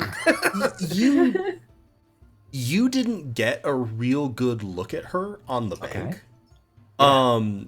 She was fairly far away. She was fairly enshrouded in sort of the mist and the snow. You more got the perception of a figure standing there, and you could kind of make out that it was a person. And then she was in the water. Stay really far away from him. You are certainly a humanoid woman. She had sort of longish, though not extremely long hair that was sort of a brown. Yeah. It's more that you didn't observe enough details, so you're having to fill a lot of shit in. That's and fine, you know yeah. that. Totally. I mean, like, VG, like, you got a lot better look at her. Is there anything you think I'm missing here, or? Could I describe? You Could didn't. I describe more her features? Or You didn't see anything? her that much either when she But only still. didn't look. She was the undead like Ringu hair lady. Yeah, basically that's all the I entire saw. time you were interacting with her. You all kind of. She was only not looking like that when she was standing briefly on the bank. You saw a figure there, and you saw that figure fall through the ice. Okay. So it's not immediately clear to her or to you that what what differences there might be. You might be able to add a little bit of like, I think her eyes were a little bit bigger. I think, like her skin was a little bit paler, stuff like that. But you're kind of guessing, and you know that too. Okay. So I tell Okay. you I describe her more to you, I guess then. Sounds good. I'm totally fine. You can totally turn into the scary lady though then if Yeah, that's yeah, not yeah. working. I'm sure. It'll all be good. Jazz, right? Keeping it sexy. He knows or they know that Rook knows that what she looked like when she was scary, right? Because I saw her very well. I think we all saw her pretty well at that. Yeah. Yeah.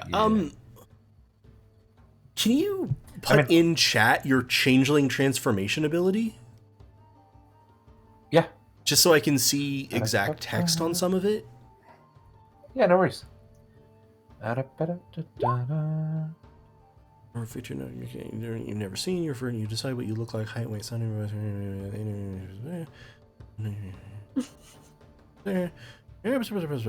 can't grow more legs.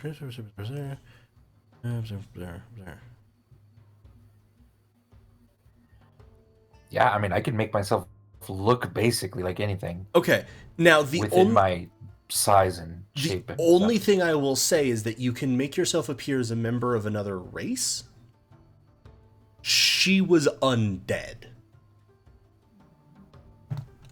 So there may be some limitations around, you can't, make your cheeks be rotting. Right. It would be more purely makeup cosmetic. Basically. Yeah. It would be, you would make yourself really pallid. You would grow your hair out enormously. You would change its color because her hair was black when she was in that form. You could do some of that. You could lengthen your fingernails and things. I just wanted to make sure, because you can alter your sort of appearance, but you can't, I can't have holes in you can't have holes. You can't be rotting without actually being rotting. So I just wanted to make sure that was okay, and you would know that limitation as well. Okay. Yes. So do you want to go in? Put me in kind of a cloak first, and why don't you guys sort of come in with me, and when we see who we think is this Vithri person, then I'll reveal myself, and we'll see if we get reactions. Yeah? Sure. Sounds good. Okay, let's do it. Lena's got some cookie in her mouth. We're ready. So you go in, you enter through the main door, and you hear a little bell ring. And a well-dressed dwarven man at the counter will look up and be like, "Oh, hello. Welcome to Vithrican Stonebrow and Sons. Is there anything I can help you with?" Yeah, we're here to talk to Vithrican Stonebrow. We have a letter of introduction from the captain of the guard. We just need to chat for a bit. Yes, very good. Might I trouble you to see this letter? My father is a rather popular man, so I just want to make sure. He's your father? What's your name? My name's, Sunny. I'll show him the letter. My name is, Sunny. I am Merrick Stonebrow. It is a pleasure to meet you. And he's looking through. He goes, "Oh, yes, good. I'm more than happy. I believe that my father has had a meeting canceled this afternoon, so he should be available. Here, follow me, actually. Follow me, yes." Perfect. Do you follow him? Yeah. So, making small talk. What's your dad like? A nice guy? We just want this meeting to go well. He's actually gonna look,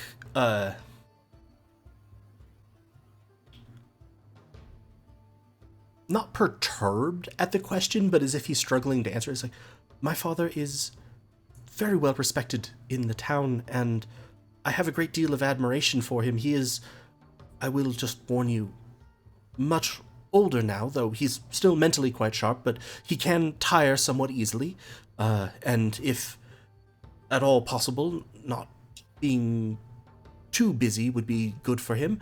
But he always likes to welcome guests, especially those who have recommendations from one so illustrious as the captain. Great. And again, Merrick is a very pleasant-looking,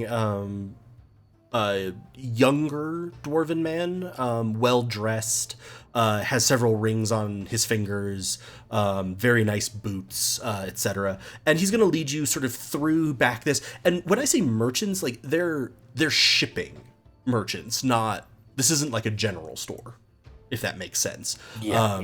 There's offices, and so he's leading you back through, and now you're clearly in much more the residential part.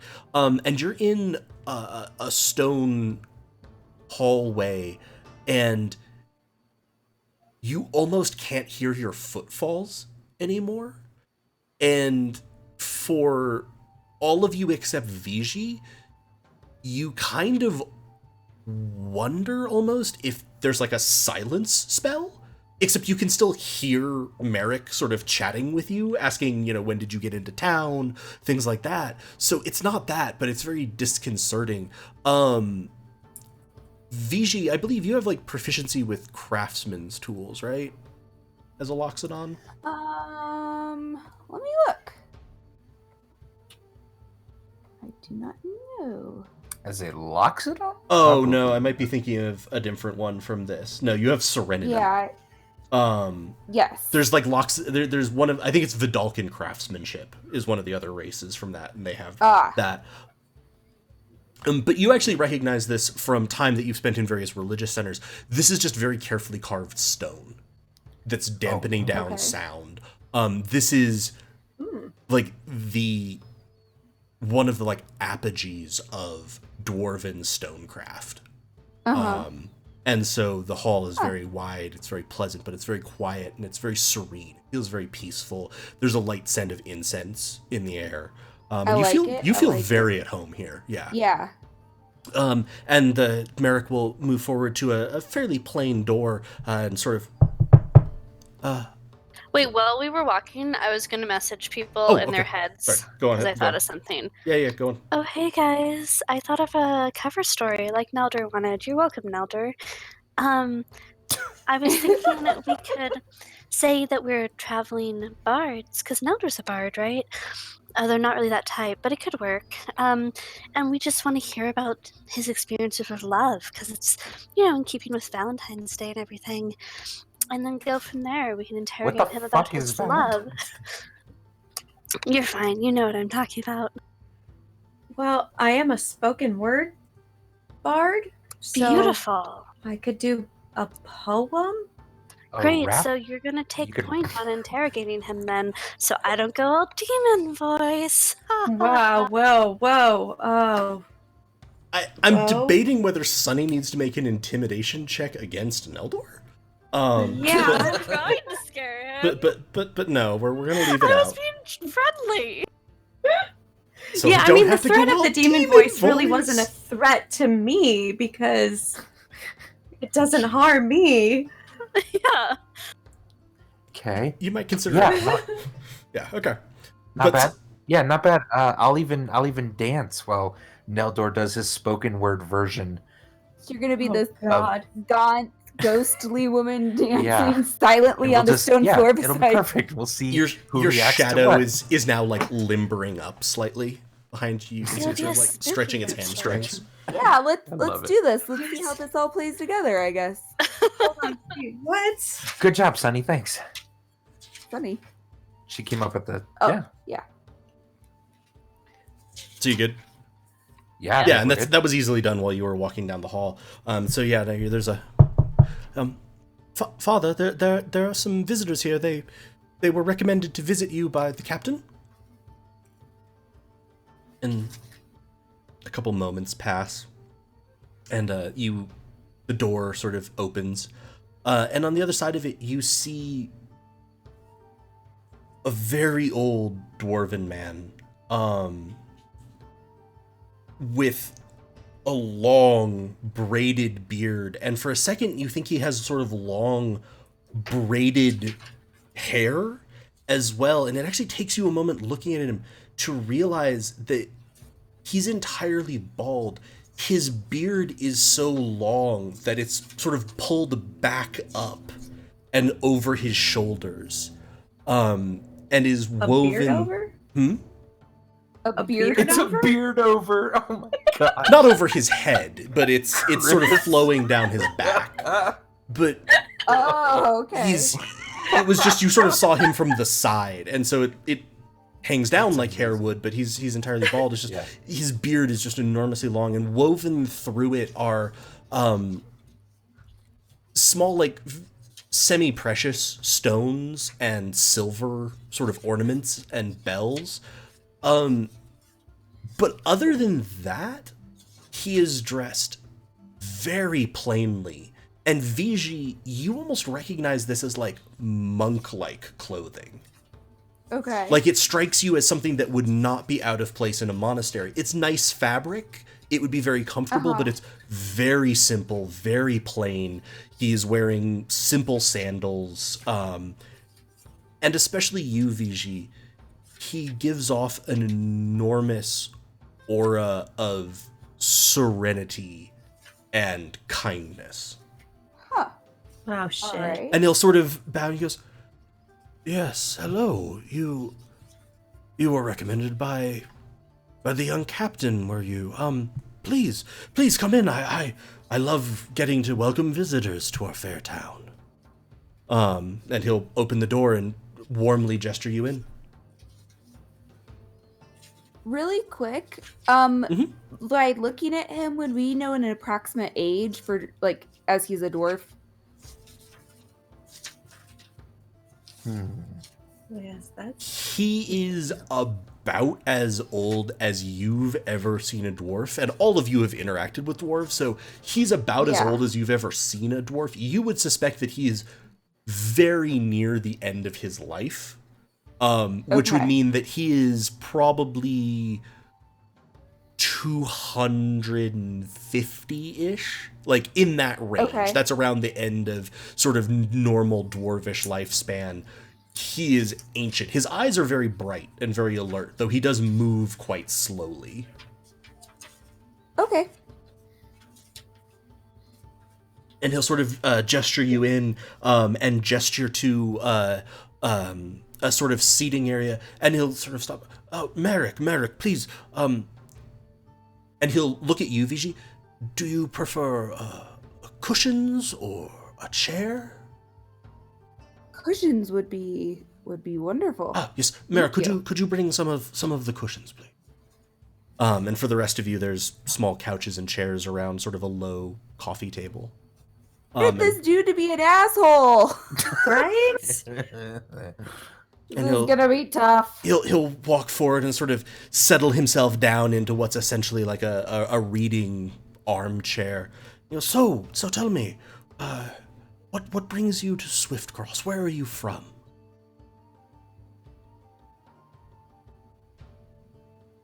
I look at all of you. I'm just under my cloak, being quiet, waiting for my Right. moment. So, good luck, I'm guys. talking in Nelder's head.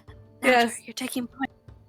Yes, but We're all just silent, staring. What at are we him. supposed to tell him as to why we're here again? We're here as traveling bards collecting stories about love. Oh, okay. And remember to keep it sexy. Sure. What was this? This guy's name is what again? Vithrican. Vithrican. Vithrican, we are, I know we may not all look like it, we are actually travelers who are in the business of love. And you see him now look a little like sketched out, like, We are in the business of creating a book, so to say, of love stories. We are bards. We are traveling bards, and we have gone from town to town collecting stories that bring loved ones together and missed ones and just the cherished ones that we've had in our lives. And we came here and we've met with a few, and we've got some wonderful stories, and we thought that maybe you, in your wisdom and all your worldly experience, might have some stories to share with us. Speaking of his wisdom, go ahead and give me a deception check. Shit. Hey, you're a bard. You should be charismatic, right? Yes. See how the rolls go, though. 23. Oh, 23! Yes! Very nice, very nice. What? He's gonna sort of nod. See, that is indeed. There's a knocking at the door, and Merrick will bring in several very large cushions. Like, they're basically covering Merrick. It looks like a pile of cushions is walking into the room, and drop them on the floor and gesture to you, Viji. And sit down. And I'm so happy. He'll like sort of bow and back out of the room. That is a most worthwhile endeavor. Yes. I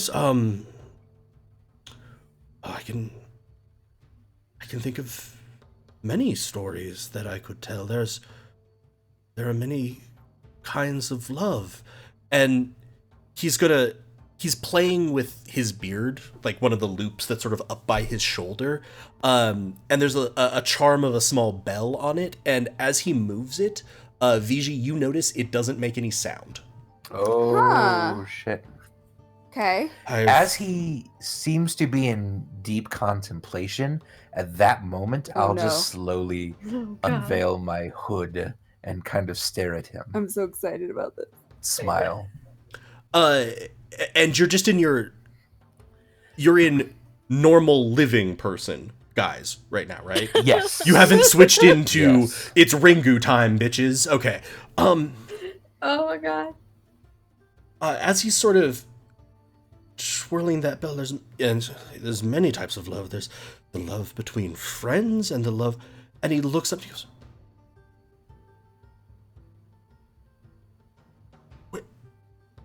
where have you come from? Please, excuse me, miss, what is your name? I quickly look at Rook. I know, it's like he's not talking to me. Batwin is my name. Batwin, tell me. It's not new tab spelled backwards. It's totally something else. It's totally something else. Something well thought out. Helpful Go presents where we plan shit in advance. He's gonna like, yes. Tell me, this is perhaps an odd question, but is your mother a woman named Molly? Did you know someone named Molly, perhaps in one of those old love stories of yours? And he's gonna he looks almost taken aback. He goes, oh, so you are Molly's daughter. How is she? Not great. I've spent so much trying to get word. And at this, he's gonna pull out one of the braids very close to like the top of his head. You can actually see one of the decorations is actually a locket, which was intertwined, sort of like woven into the braid of his hair with its chain. And he's gonna sort of unfasten it. He goes, I've wanted for so long to have any news of her. He so didn't know she was murdered. Please tell me. You look so much like her. Is Molly your mother, or perhaps he's gonna sort of try to think, perhaps grandmother? I'm also much older than I look. She is my Aunt Molly, and I loved her dearly. I have some troubling news, however. She is no longer with us. And how did she pass away from this world, Batwin? What a great question, VG. She. When one of the players is on the DM side. God damn. Some say she died of a broken heart. But what did she really die from, Batwin? Another great question, VG. More specifically, she perhaps drowned Oh, from a broken heart. So, you said that she was your aunt. So Yes, So, Aunt Molly. did she? And she died of a broken. How did her husband die then? He also died of a broken heart after she died from a broken heart. I don't understand. Did she lose a child or? Why was her Why don't heart you tell broken? me what you remember about Molly, and I'll tell you. Yeah. Maybe we might be Let's talking get- about different Mollys here. Now that I think Let's get about on it. topic. So, Vetri, why don't you maybe tell us? you go first. Yeah, you go Yeah. first, and then I'll let you know if that's the Molly I'm my aunt. Right. That my Molly aunt is. Oh, this is somebody you just cared about. super Tell us your smooth. story of it. Super smooth. Seems like somebody you loved. Why don't you tell us? Yes. Tell us about Oh, that. tell us about Molly. And I do want to hear stories from that perspective. Vitherkin's gonna look sort of sad and pick up a small teacup next to him and sort of take a sip and set it back down. I am quite old. Not as old as one of your kind, pointing to Neldor, can reach, but for my dwarven kind, I have lived a long life, and it has been a good one, but when I was much younger, when this town was much younger, there was a girl here, Molly, a small holder's daughter. I was quite in love with her. Yes, I was quite in love with her, but I didn't. I must have said something to offend her, for she left, and I never heard from her again. I've spent significant resources. Whenever expeditions go out, I've tried to see if anyone has heard of her. I assumed she would have gone to Gotwild first, but they never found any trace of her.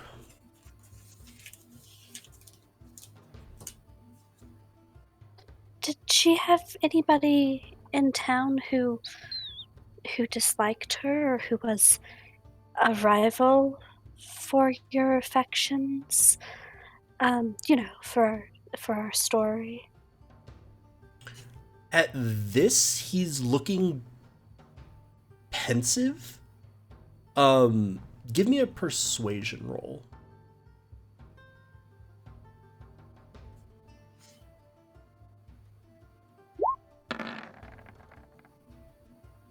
$11. 11.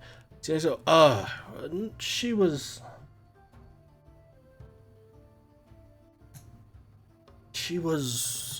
a wonderful young woman. She was kind and giving. I can't imagine anyone hating her. Why is it disliked? Can you imagine anybody disliked? Was there anyone that perhaps didn't want you to be with her?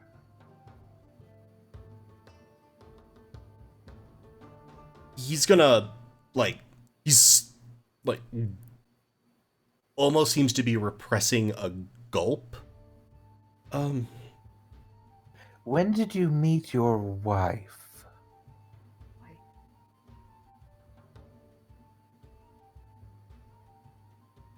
Tell me, that one. Did your Aunt Molly live a good life?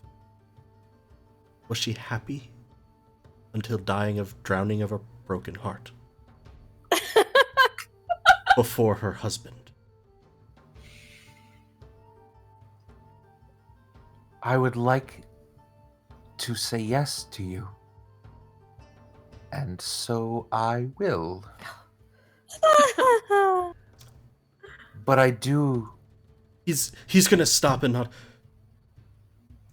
That is good. But I would like to know more about her younger loves. Yes. I came to this town soon after it was founded. My family is a merchant house, but I had struck out on my own. I wished to make a name for myself, make a life for myself, and lost the caravan of goods I was bringing in the first place, but I persevered. I worked hard for many, many years. And then managed to grow to become prosperous enough to win the approval of my family. Unfortunately, that also brought with it certain expectations. They contracted a marriage for me with my wife's family. Prominent lumber merchants and landlords in the area. Kabina is and always has been a good woman. But I did not, though I am ashamed of this, I did not feel for her as I did for Molly. You see, I know what it is that I did to offend your aunt. I had decided that I had broken away once, I could do it again. I told her I wanted to be with her. And we would break away, we would go to Gotwile, and from there, somewhere else. I came to my wife's house to, not though she was not my wife at the time, but her family's house to explain to her what was going to happen, and... You mentioned Molly to them. No, I didn't get the chance. I felt quite ill. I was ill that entire evening. I didn't get the chance to explain. I didn't get the chance to go to our rendezvous. Kabina stayed beside me the entire night, tended to my every need. And when I tried to find Molly, she had apparently left. Sometime later, I received a letter from her returning this locket. He's going to hold the one from his hair, the one I had given her as a sign of her betrothal. I was very sad, but it was my fault. I'm sorry, you received a letter from whom? You don't happen to have kept the letter along with the locket, have you? He'll sort of go and open a small drawer in his desk and pull out a small box and open a very old letter, and hand it, not even hand it to you, but he's going to hand the box to you. Okay, I'll carefully open that up. It's already open, it's just he doesn't touch the paper. Sure. And yeah, you can see a small letter. I unfold the letter and read it aloud. It says, Dearest Vithrikin, I am saddened that you have decided to choose a life in Swiftcross, but I understand your duties to your family and to everyone else. Thank you for giving me the courage to break away from this town and to go out and seek a new life elsewhere. I return this locket to you. Best wishes, Molly.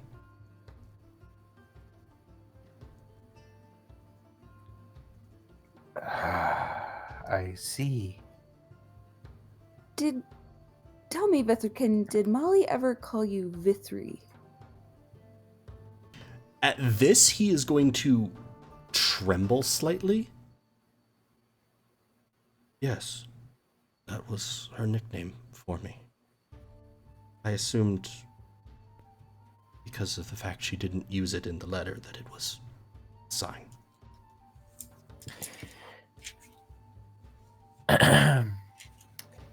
If I told you that I knew my aunt's handwriting incredibly well, and that this was not it, what might you say? Okay, I'm sorry to break the drama of this scene, but I love how you keep running head first into the notes that I have in here. Like, only child. I would say that I was glad that she learned more of reading and writing. She always wanted to. Her father was too poor to afford such things. Wow, is he insulting her handwriting? No. I think what he's saying, Sonny, is that this is the first letter she had ever written to him because she could not read or write at the time. There you go. Is that correct? Or possibly that she had dictated it to someone. Perhaps, yes. I'd like to be honest with you. Oh, Oh, do we of need course. to be honest, VG, right now? We're doing that. When did we start that? We've been honest the entire time, have we not? I mean, He's gonna turn to you. Yes, my friend. He's just gonna stop. Thank you so much, Batwin, for coming here, for letting me know that she had a good life.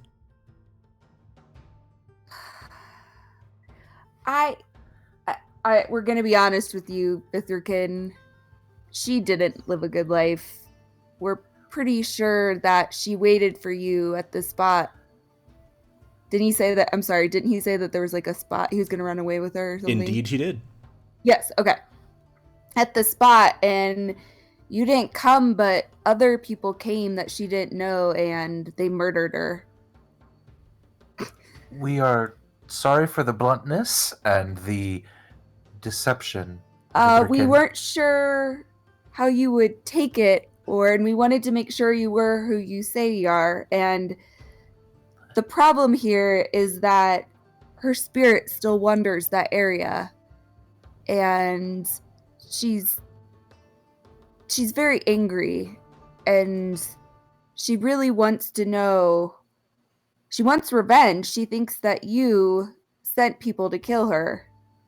But now we know that that's not true. But we Well, need at to least find we- out who did kill her. I, for one, believe, Vithrican, you are not that murderer of my aunt, while we're being honest. Really? Naldor is trying very hard to keep his face like straight. Start asking him like questions about his parents. Like, how did your family, or I guess his family, how did your family feel about the fact that did they know about her? Well, yes, what do you say to this news of my aunt's untimely demise? I guess that's true. I'll let him respond. He had been holding out the locket to you, Batwin, to return it to you, it seemed. And he's sort of now pulled it back and is clutching it, and his face is sort of downturned, and you can see tears rolling down his cheeks. She was murdered because I didn't arrive. Don't. No. No, no. No, both of you could have been murdered for being there. But maybe I could have saved her. I could have bought her the life to go to God. But if she was murdered when we left, who are you? You can't be her niece. Oops. Can't Bum, I? bum, bum. She had no siblings. That is very Wait, so you're just true. now pulling that out of your hat? Well, Andy speaking, if she was alive beyond that point, she could have had more siblings. Which is why he also, Yeah. well, not even more siblings. Aunt is a term that inherits on marriage. And that's why he Indeed. very clearly, after you said, wait, you're her Husband. niece, what about her husband? Hmm. Also that, yeah. He So, did point to how he connected this. Gotcha. Again, Hey, Vithrican, we apologize for the ruse. This is the real me, and I will turn into the old elf. Oh my god, sake. no! Ah. I am also very wise. It's turtles all the way fucking down with you, man. If we're dropping truth bombs everywhere, Hit him, Sonny. just bombing the hell out of people, the truth is we just met her spirit on our road here, and we didn't know her when she was alive, and we just wanna help. We wanna know who killed her. And I think that that's hidden in the past. If you could tell us, who might you have known who would have wanted to kill her? Kind of sounds like, there were some people who wanted her out of the way. I don't.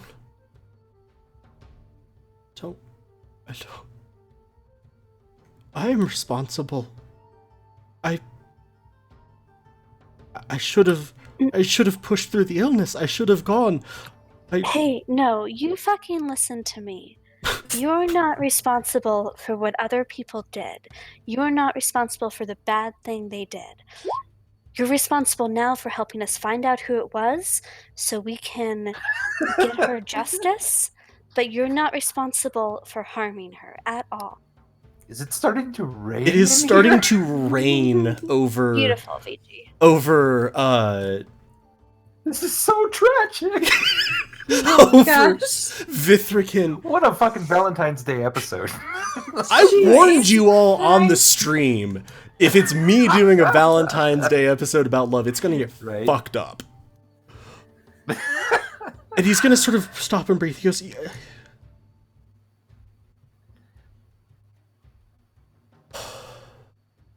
And Viji, you had opened your umbrella. He's gonna look at you. Thank you. I feel better. And thank you, young lady. I know that this is not my fault, but I still feel responsible. I brought her to that place where she came to harm.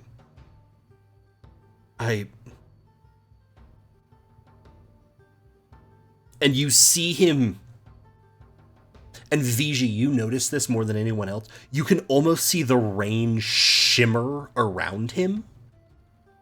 As if there's an emotion coming that is almost rejecting calm emotions. Does that make sense? Whoa. There's an emotion so powerful, it's almost pushing back on calm Yeah. emotions, Yeah. because you also knew that he failed the save intentionally. Like, he didn't try to make a save. It was just raining Yeah. on him.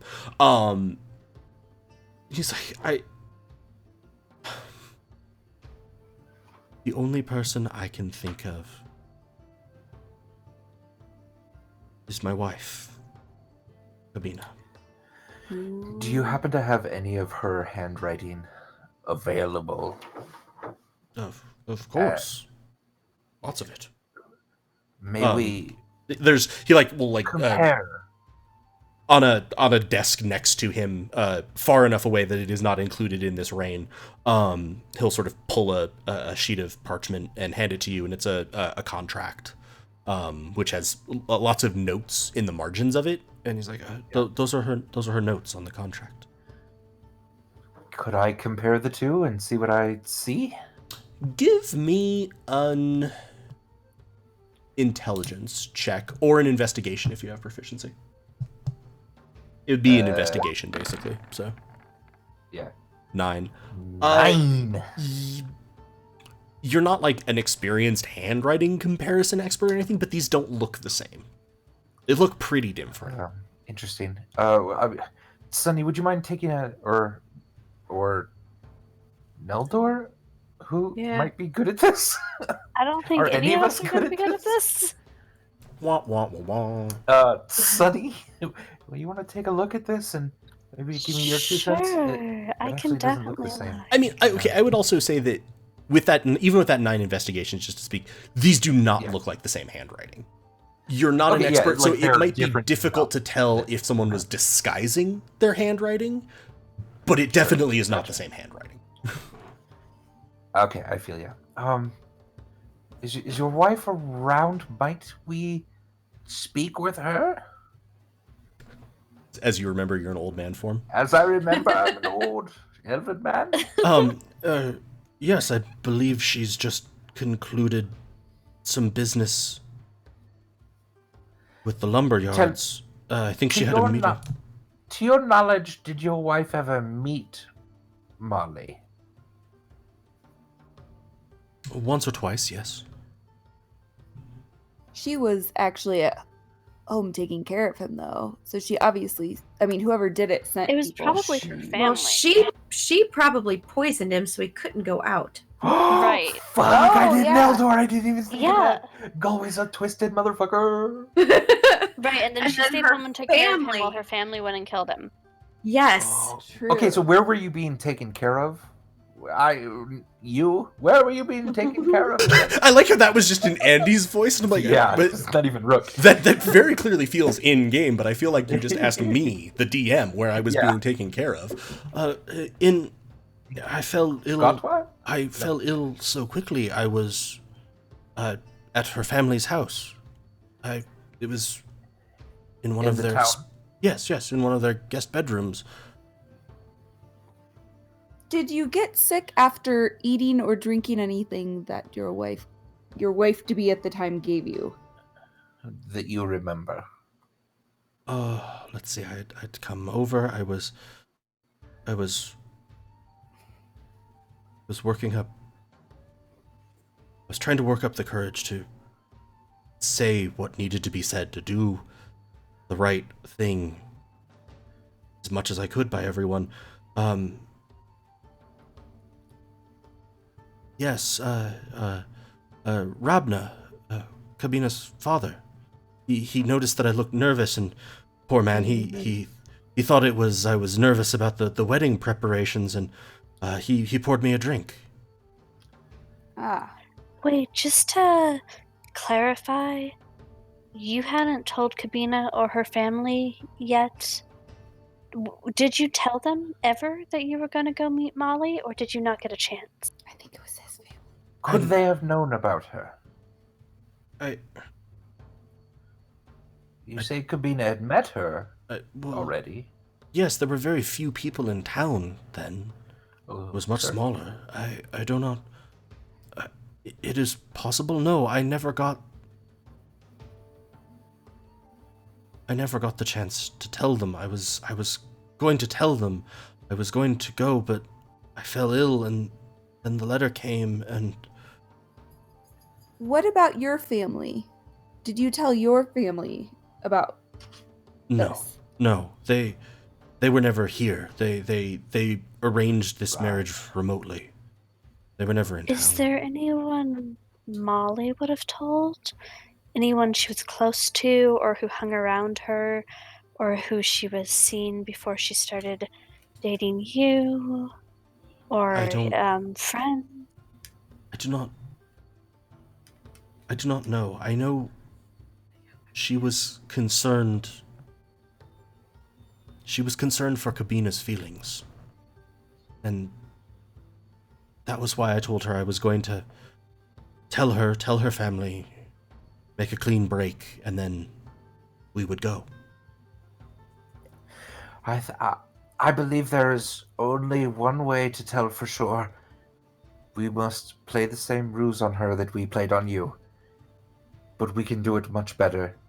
And I kneel down right in front of him, and I sort of take his hands and I try to put his hands on my face as I transform back into what I thought Molly looked like. And I ask him, help me become her, exactly what she looked like. Wow. Does your thing work like this? We're gonna find out. It's certainly dramatic, either way. It's certainly dramatic.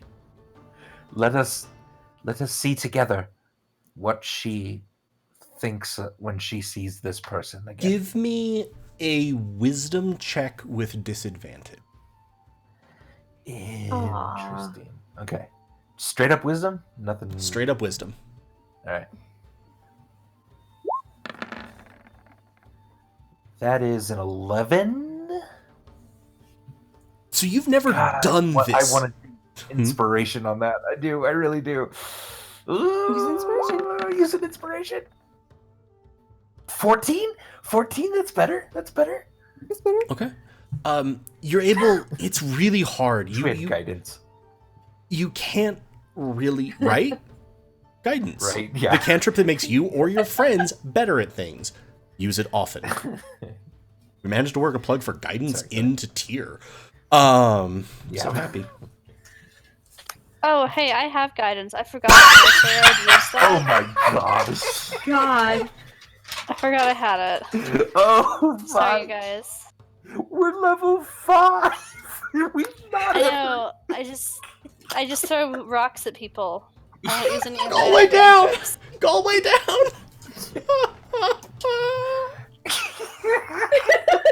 Go all the way down. Okay. It's okay. I've just had it this whole game. 14 is. I would imagine we probably didn't do that then.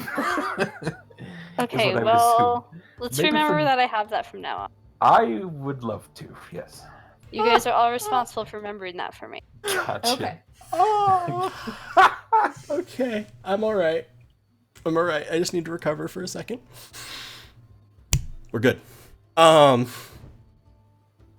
This is really difficult. You've never really done this before because what Viji was helping you with was like a creature you'd seen. Yeah. If that makes sense. And you've never actually seen her. You very quickly discover, as he's describing features to you, she had blonde hair. She was significantly taller than the figure that you saw on the bank. She was much darker skinned. Not the same ghost. Yeah. Wait, You now Got her two ghosts named Molly running around. You It had kind to of have been wonder, Rook, close. Yeah. if Because he that recognized. if that Yes. ghost, or if her spirit has the ability to take on forms, Yeah, much as probably. you do. Just- Interesting. okay, yeah. and is not portraying her own form, and a part of you actually wonders, What if If she's she- portraying the form of the murderer? well, No. you also wonder if she can even remember what she looked like. Oh, okay. She Well, couldn't that's- remember her Okay. own name. That makes more portraying sense. the Okay. murderer. There's not by chance a picture of her in that locket, is there? Oh shit, that's a way better idea. There, in fact, is Mine not. was very. Mine was, Oh, damn. It was a. Balls. I am also going to give you points for noticing and remembering there was a locket. No. Yeah, Yeah, I good job. forgot about that. But he'll sort of describe, and even with that 14, you can't really fully process it, but you can at least use what he said, and you can, in what he's describing, a lot of the facial features are very similar, and you feel like that's why he might have thought you were related to her, but definitely didn't think you were her. Interesting. Okay. So I think we've gotten a lot closer. You've definitely gotten closer. You would also note, just for your own... This was one of those things that's really hard to surface without just doing it as a straight, hey, by the way, metagame. Yeah. You're turning into a human. She would have been dead by now anyway. Yes. So it's mostly... I just want to get a reaction. Yeah. No. I just meant that also might have informed some of the... He automatically assumed you weren't her. Sure. But yeah, so you've modified some of that, and he'll sort of pull a small lever, and a few seconds pass, and a young halfling man opens the door and is like, yes, what can I do for you, sir? Yes. Golan, could you get my wife for me? And Golan will go away and sort of bow out of the room and head out, presumably. And he goes, I can't believe it was... I can't believe it would be her. Well, we shall see together. If it's I any know. consolation, I'm not fully convinced either. It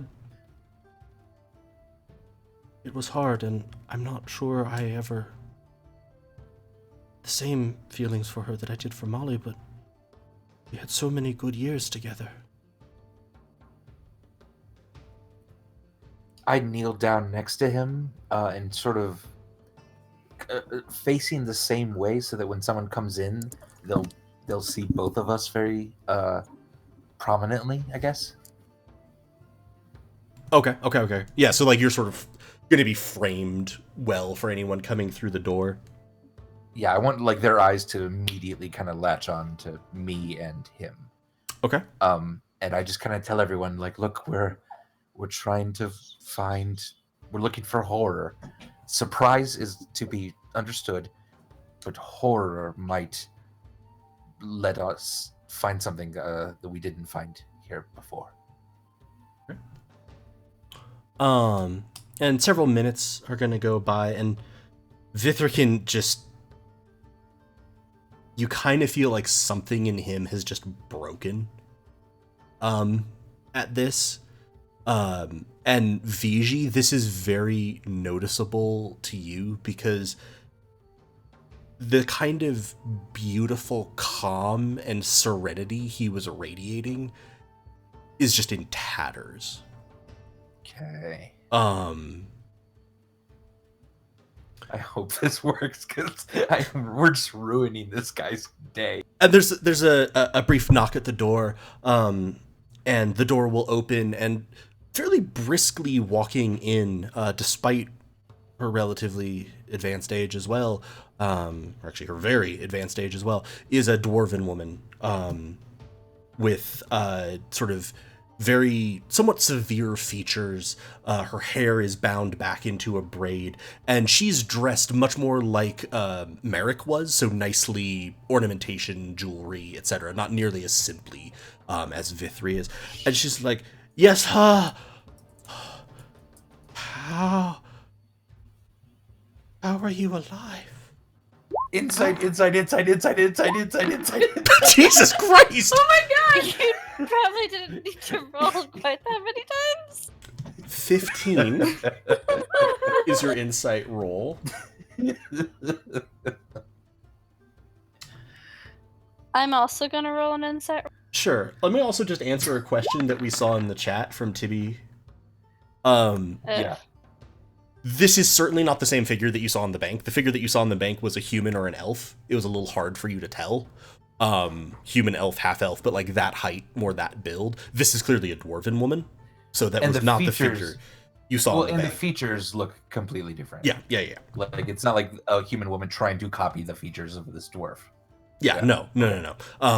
I wanted to clear that up real quick because it was a good question, and it was sort of one that I think you'd also been floating around enough that I thought it was worth addressing.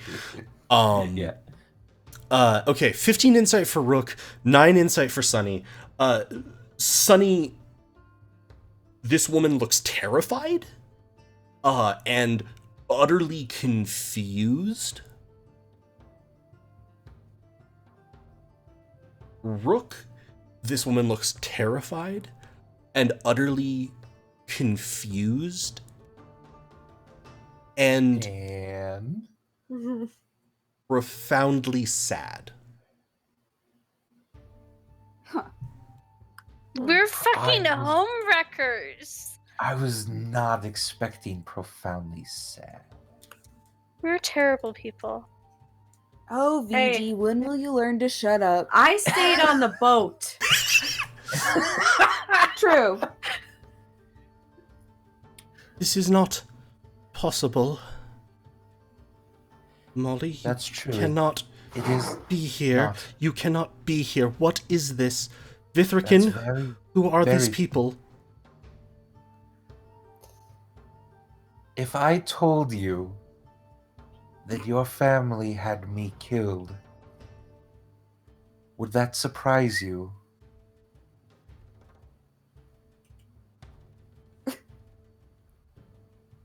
No, but it still wouldn't answer who you are. Perhaps your father, who knew of me? Kabina?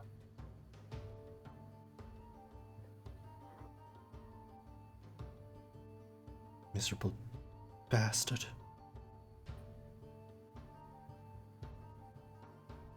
Yahtzee.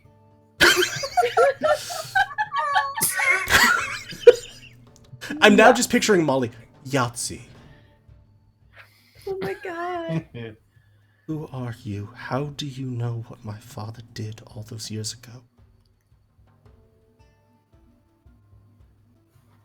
Did you know what he did to me all those years ago? And please, Kabina, I would be honest if I were you. Or the demon will come. I'm not doing That's that. what I was Didn't gonna say say. anything about a demon. Nope. Just No, normal That's creatures. our Yes. trump card. No Keep- demon threats. Keep that in the back pocket, please. This woman who's looking so shaken and confused, and to you, Rook, sad, is gonna sort of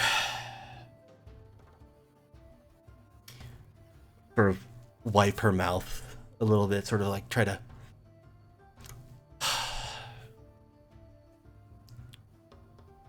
and go and sit on a couch that's to one side of Vithrikin. I am sorry. I'm sorry, Vithrikin. I did not. I did not know what they did then. I did not know. Would have. I would have stopped them.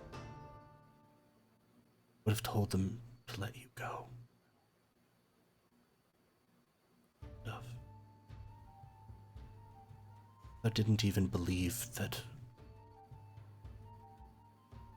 I could win.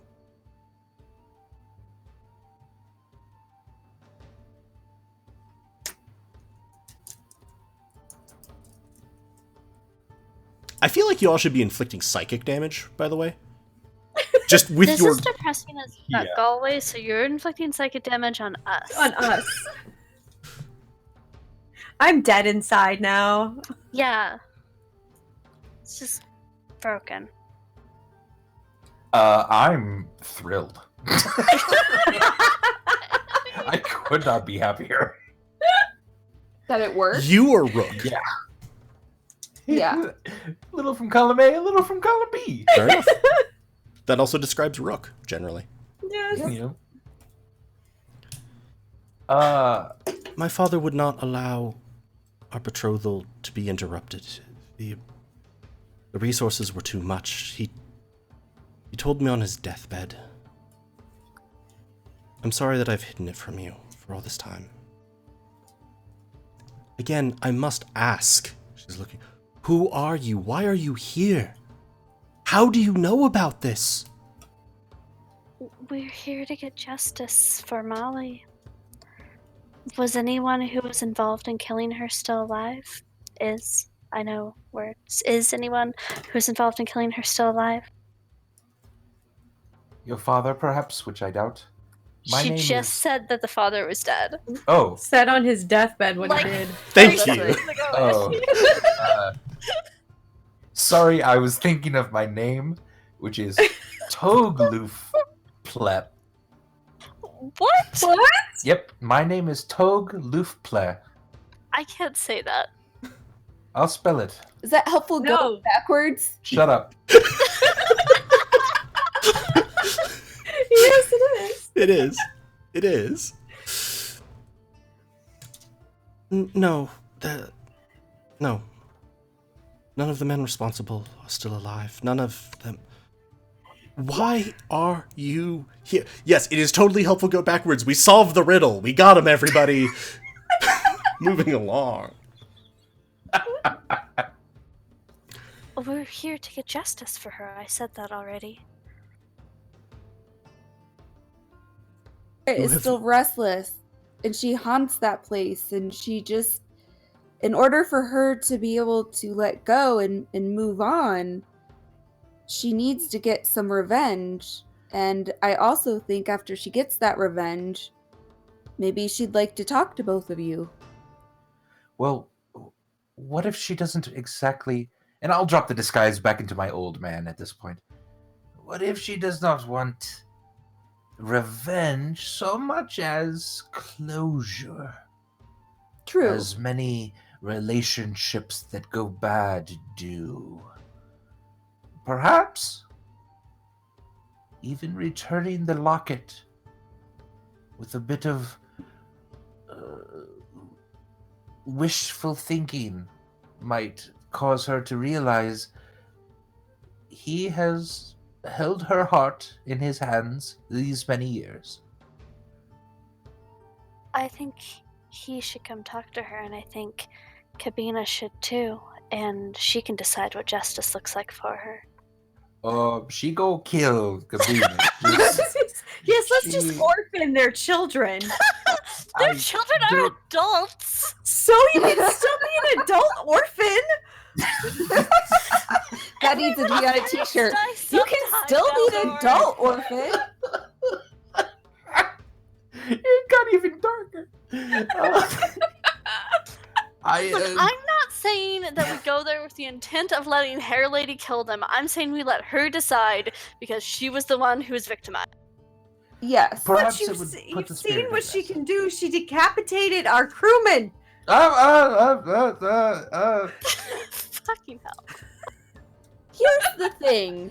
She That's is probably going to be harder now to get them to come with us. she is very angry, and she needs some sort of resolution. Weapons.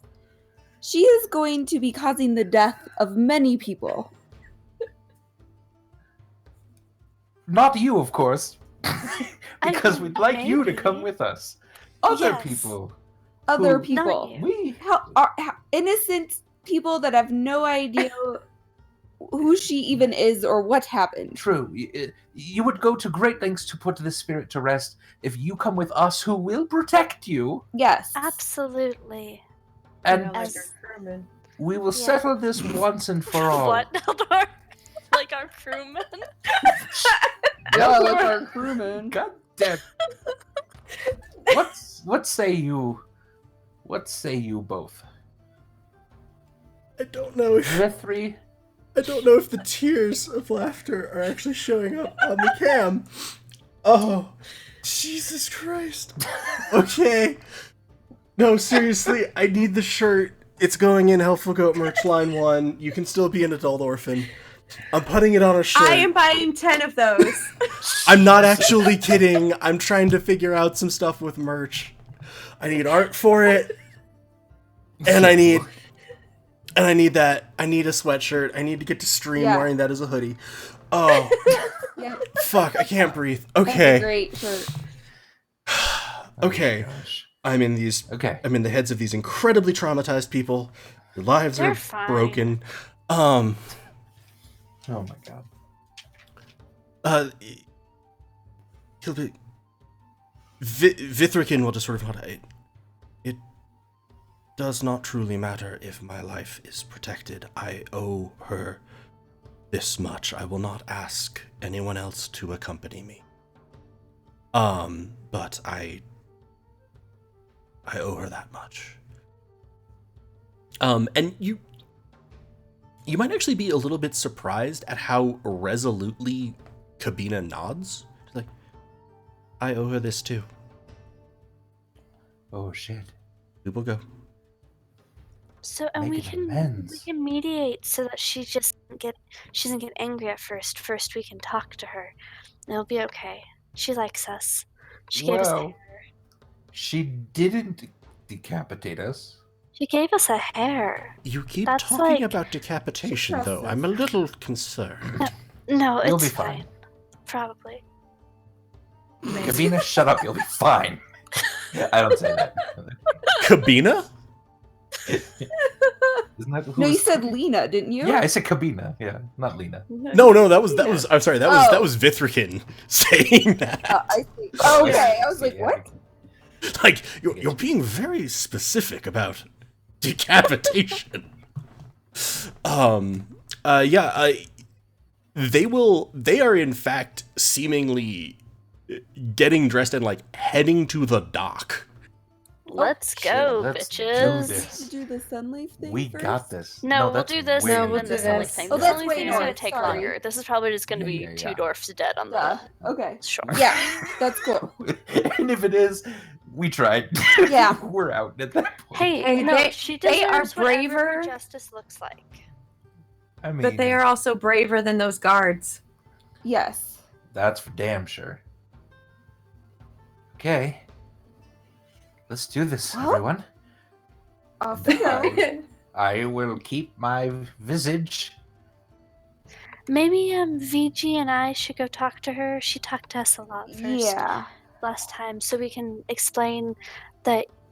I don't know. She might get enraged. I don't know. We're gonna find I don't out. know Yep, how this is gonna go. Yeah. it's gonna be great. I'll stay on the boat again. Maybe. I think Oh. we're Well, walking. that way, in case she does become Oh, angry, wait, then we're not. We're boating. yeah, not everyone Yeah, I will don't think we're walking. get hurt. So I'm assuming we Yeah. get on a boat. Yeah, Yeah. they're gonna. Sorry. I'm just trying to manipulate some objects quickly. Oh, it's No, okay. you're good. Take your time. We just fast traveled. It's okay. It's all good. By pushing X and holding it down? Yeah. Sweet.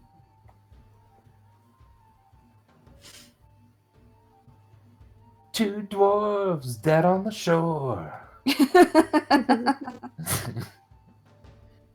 I'm Happy gonna sneak into Valentine's. everybody's heads real quick.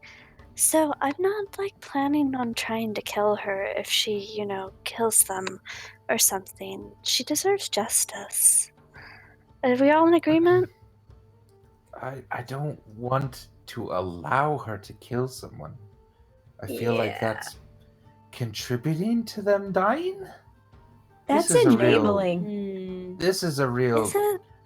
Yeah. cart on a track with 3 people tied up and then a situation Say what now? Hmm. because Well, there's no such thing as trolleys yet.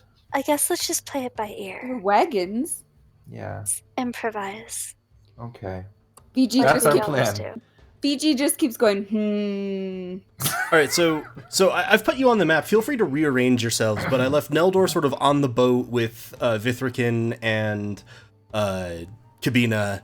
I have Neldor sort of floating in the middle, and I have Sunny and Vigi up front because you sort of did most of the talking to her. And this is right around where you had seen her before. Is she Can I- here? Okay, real quick, I'm sorry. Can I just point out Sam's most amazing idea ever? Yes. Helpful quotes. Quotes. Oh. Yeah, helpful like it. quotes. And that's, oh my gosh. All right. Now Yeah, we it's can kinda jump like how you into spell the death crotch. of the dwarves. Sort of. And it's ruined. It's fine. For people who haven't seen that stream, that's a very odd sentence. Yeah. As is the fact that I keep calling Chris Sticky. Yeah. For any information about that, please check out our podcast, Goats and Dragons. You can find Crotch the Sticky and the gang there. Oh. Well, Maybe well, Adam this- can. Maybe Adam in chat can point you to some Yeah, if he's still episode listening. Good numbers to clarify this. Although I think one is like the Sticky Gang or something. I don't remember. Yeah. Anywho, so feel free to reposition yourselves. But based on what you were saying, it kind of sounded like this was what you wanted the setup to be, roughly. Yeah. And I'm good. you see a slight eddy in like the water in front of you, and then rising up out of the ice you do see this long, lank, black-haired figure where her hair is still trailing off into the river. Oh, yuck. You have returned. Before we really quick, before this happens, I think we should kind of have the dwarves maybe like not just standing there, like maybe they could be like hidden under like below deck or They're- something. I mean, it's a ways away. Is it like Yeah, do we we- think she'd be able to see them right away? Because I mean, we need to explain stuff first. They can be sort of hidden by like the sail and some stuff That's that's fine. on Okay, yeah. deck. There's not an immediate visual presence of them. Probably Yeah. wise. Yeah, Yeah. and that's fine. You can Okay, easily sorry, have done that. go ahead. No. It's a good call. Good call. I think you're winning so far at keeping people alive. Yeah. So I'm she's trying. You've returned. Did you bring Vithri to me? Will I have my justice? Sunny. So it's not Vithri who killed you. Username. Molly, it's not Vithri. But we found out who it was. As you say Molly, you're pretty sure she's not quite listening anymore. You see her looking at her hands. Yes. Molly was my name. And then you're gonna see her appearance shift. And Rook, from back where you are, you can see now actually a fully realized version of what Vithrikin was kind of trying to steer you towards. I'll make a mental note of it. in case you ever need to turn into Molly again? Yep. I am not joking. 100% before this campaign is done, I will certainly turn into Molly again. Oh god. Mark my words. I don't want to know why.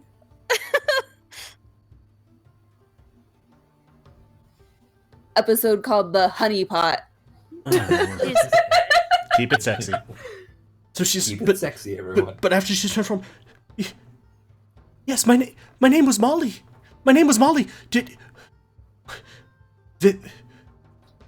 Vithri didn't have me. Who did? Who did? Vithri has spent all this time missing you, actually. And apparently, do you remember Kabina? She's not the one who had you killed either, but do you remember her? Yes, yeah. You see her and she's sort of wincing, like, as if her head hurts. I loved Vithri, but Kabina loved Vithri too. It didn't. She deserved to know. I went. I could not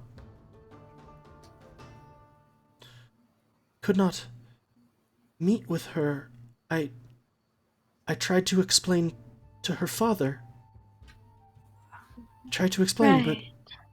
but I couldn't meet with her. He refused to believe me. Right. I- And that's the thing, isn't it? Is her asshole father is the one who killed you. Who had you killed. And we killed him? And he's dead. That's truer. I feel like you're sort of shout whispering from the back, and we killed him? Question mark? From like 20 The feet away. Vithri and Kabina want to help make amends and help make this right. They want to talk to you.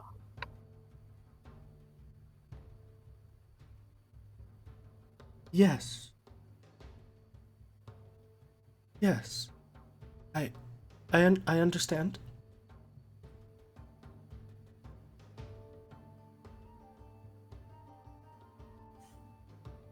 Will you hurt them if they come talk to you? Insight. How does she seem? Does she seem like she understands, or like I understand, I'm going to rip their heads off?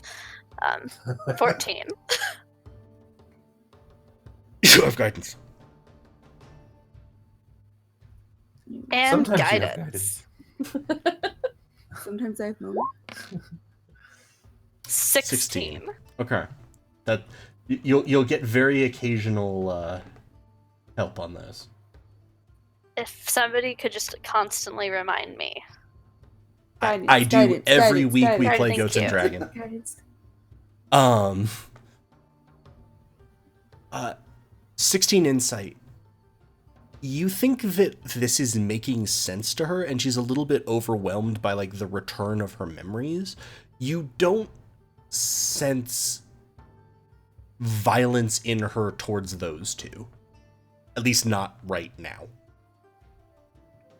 Do you need to have a breather, or do you want to talk to them? That was probably poor choice of language. Do you need to have a rest?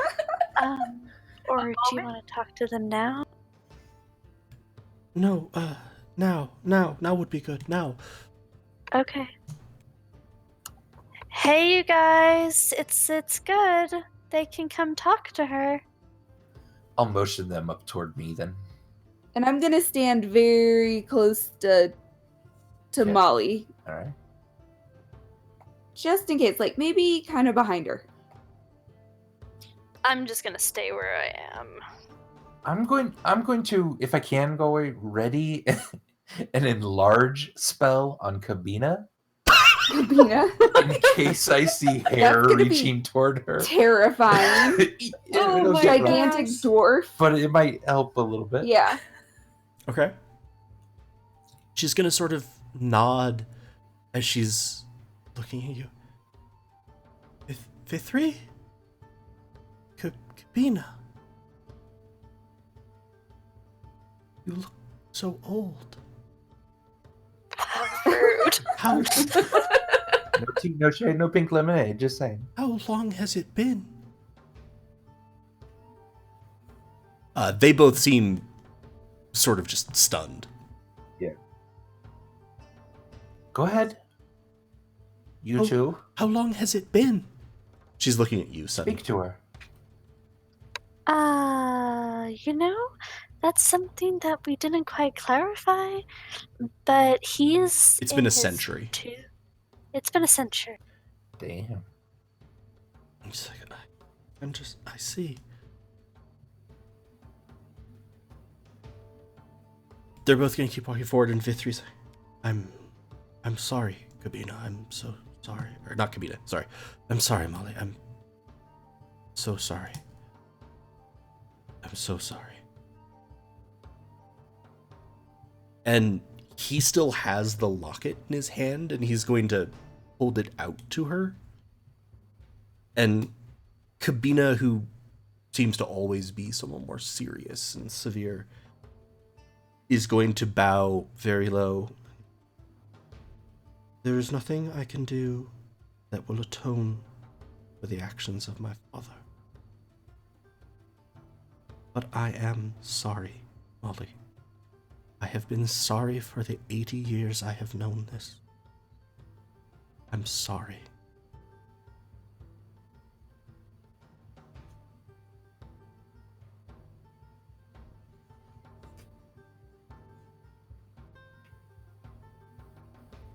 You see her hair swirl. Uh-oh. Oh. What? It doesn't quite look like an attack, I would say. Okay. But you actually see it. I had my finger over that button the whole time. You see her stop, and Vigi and Sunny, you're the closest to her. And especially you, Sunny, with your magical experience. This has stopped being a spell changing her appearance. She has become Molly again. Aww. Yay!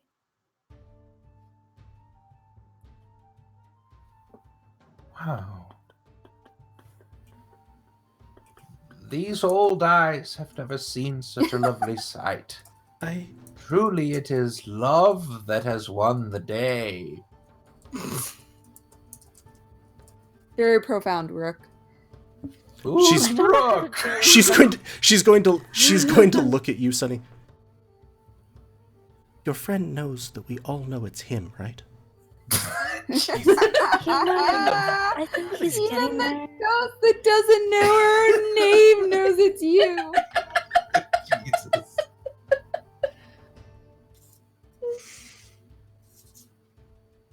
I understand. I feel I can move on now. I am still angry about the life that was taken from me, but... And she's gonna turn to you, Sunny. Thank you. You kept your promise to me. Yeah. Now I just have the dwarf curse to deal with. I have no idea what that means.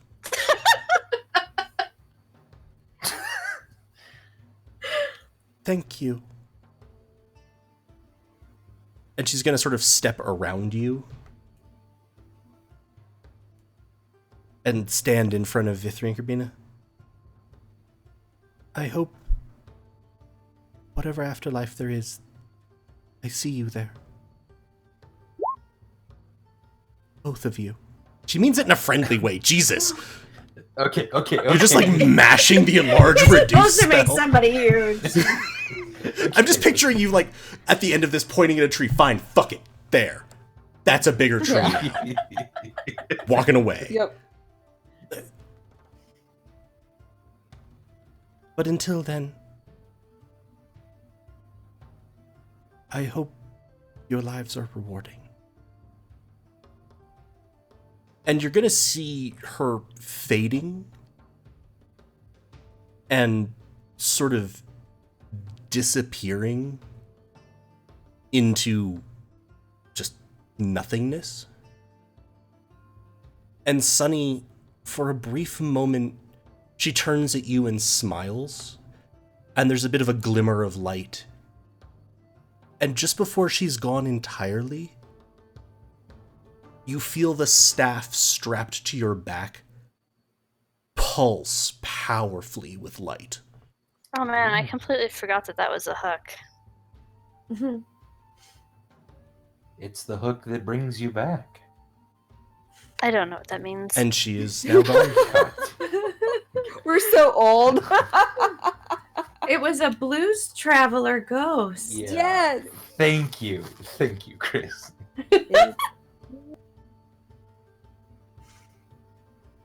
And you are now alone on the shore with Vithri and Kabina. Yay, we did it. Oh my gosh. You did it, guys. Kabina's gonna sort of Well, put... I can finally. Hmm? So, go ahead. Kabina's gonna put her hand on Vithri's shoulder. We will build a memorial here. To her, and to those who lost her lives to my family's actions. That is beautiful.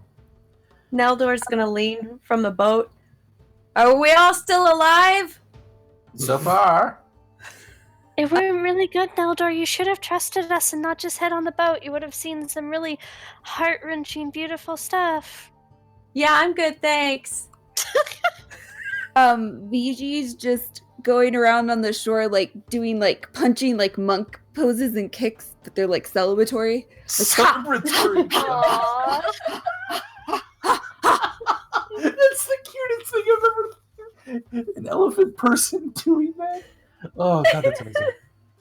And I suppose, in the name of true love, I shall show you my true form. And I turn into Arya. Oh, Oh my god, you guys! And I walk away. I don't even know how to deal with Rook anymore. Yeah, he's had some rough time here.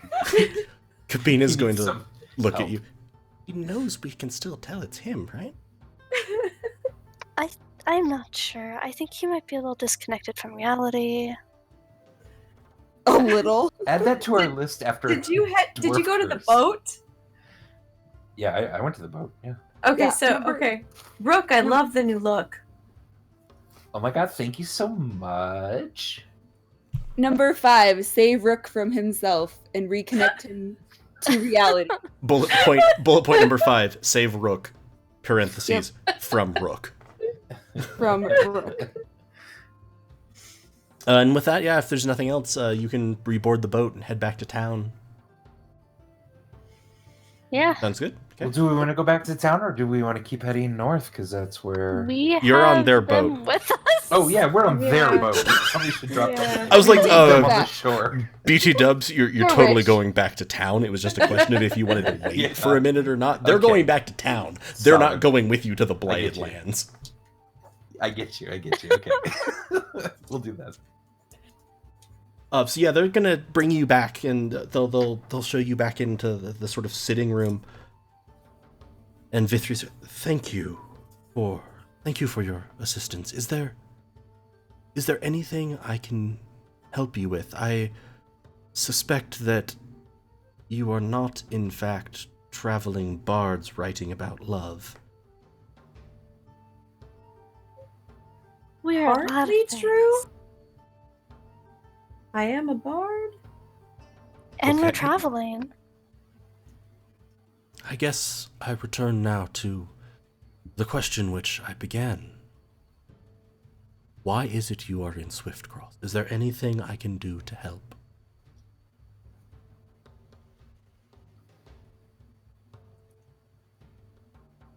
I don't know. I mean, actually, VG, this guy seems to be one of your people. Yes. If he has information or can send us with some supplies or something. Get us Yeah. a boat. I mean, do you trust him? I guess. I do. Okay. And can I don't know, do we have like we do the instrument thing, right? Yeah, you do the thing that should make some form of noise and doesn't.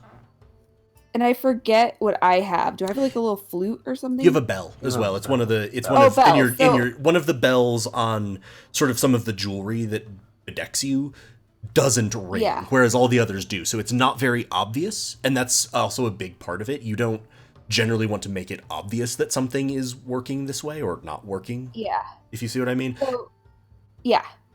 I will subtly kind of put the bell up and jingle it while I'm talking. Or not jingle. Not jingle. yeah. Yeah, I'll just move it, I guess. And it he looks sort of like looks it's at you- jingling, but it's not making a noise. Yeah, he looks at you and goes, you have one of these as well. This one was given to Yes. me by a friend. Before he headed out, he seemed quite worried. Never seen him again. I had thought to tell Would you. these be something of... Sorry, go ahead. Sorry. I had thought to tell you the story of our friendship before all of this came up.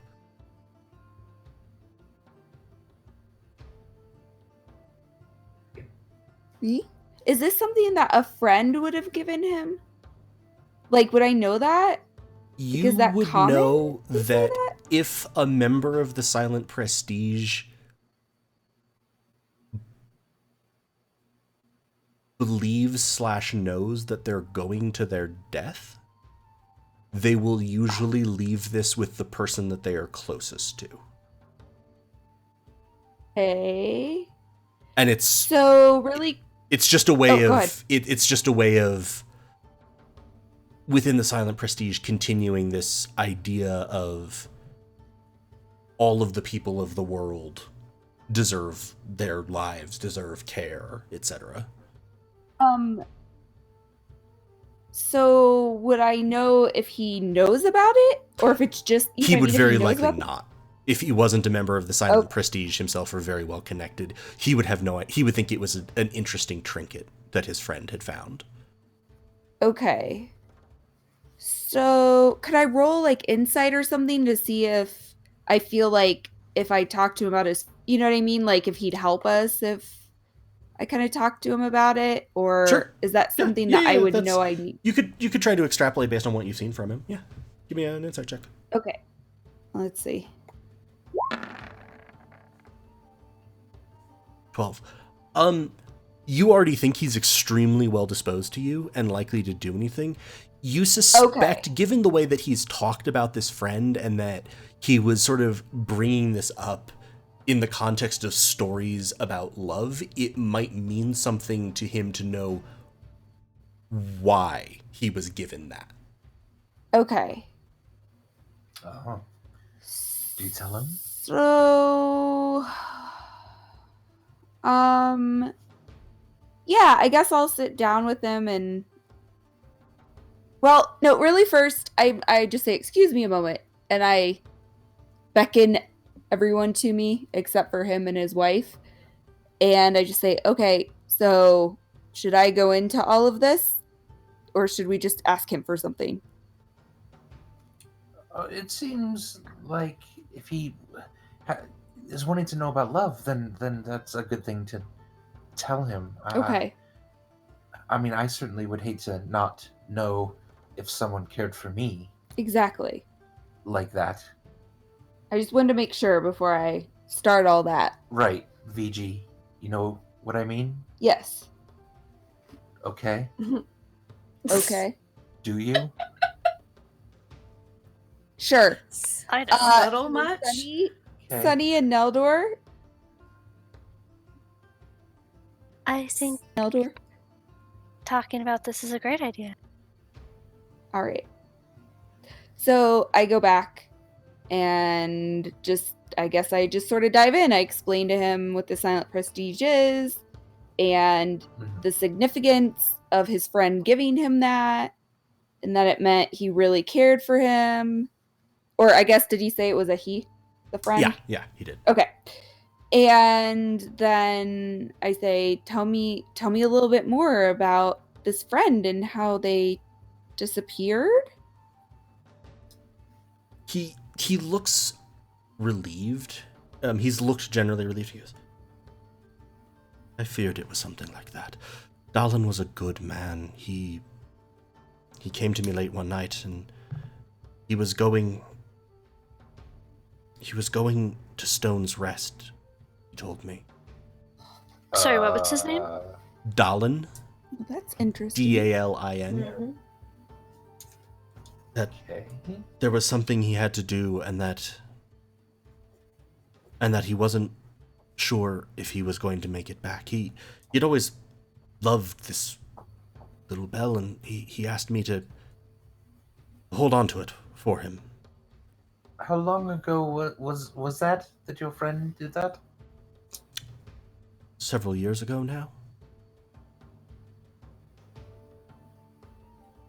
Does several years to a dwarf mean like 3 to 5 years? Yeah. Or It means the same way it would for a human or something. It means probably Okay.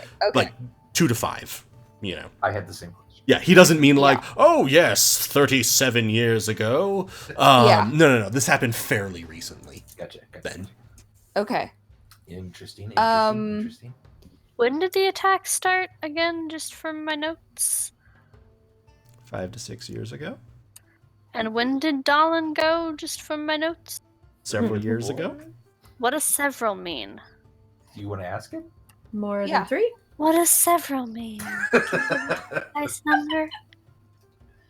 Well, it's a word that normally indicates a small quantity, Galway, though I'm gonna come in unspecified. here and throttle you on webcam. Please do it. Do it. I do definitely want to see that. Um, I'll cheer 100 bits if you do that. Andy, that's your money. True. It's only like $1, but still. Yeah. That's just robbing $10. Peter to pay Peter. Paul? Peter to pay Paul. It's Peter the Piper? no, I think she was actually also specifying Robbing that Peter money to pay- would then go back to us. So Yeah. it is in fact robbing Peter to pay Peter. All you've done is you've basically exchanged your own money, given it back to yourself, and had a cut taken off the top. Yeah. To spite me. / have me abused on To spite camera. you. I like all of this. Yeah. Yeah. Okay, Yes. anyway, for Um, real, how many years ago precisely? 4, I believe. You believe?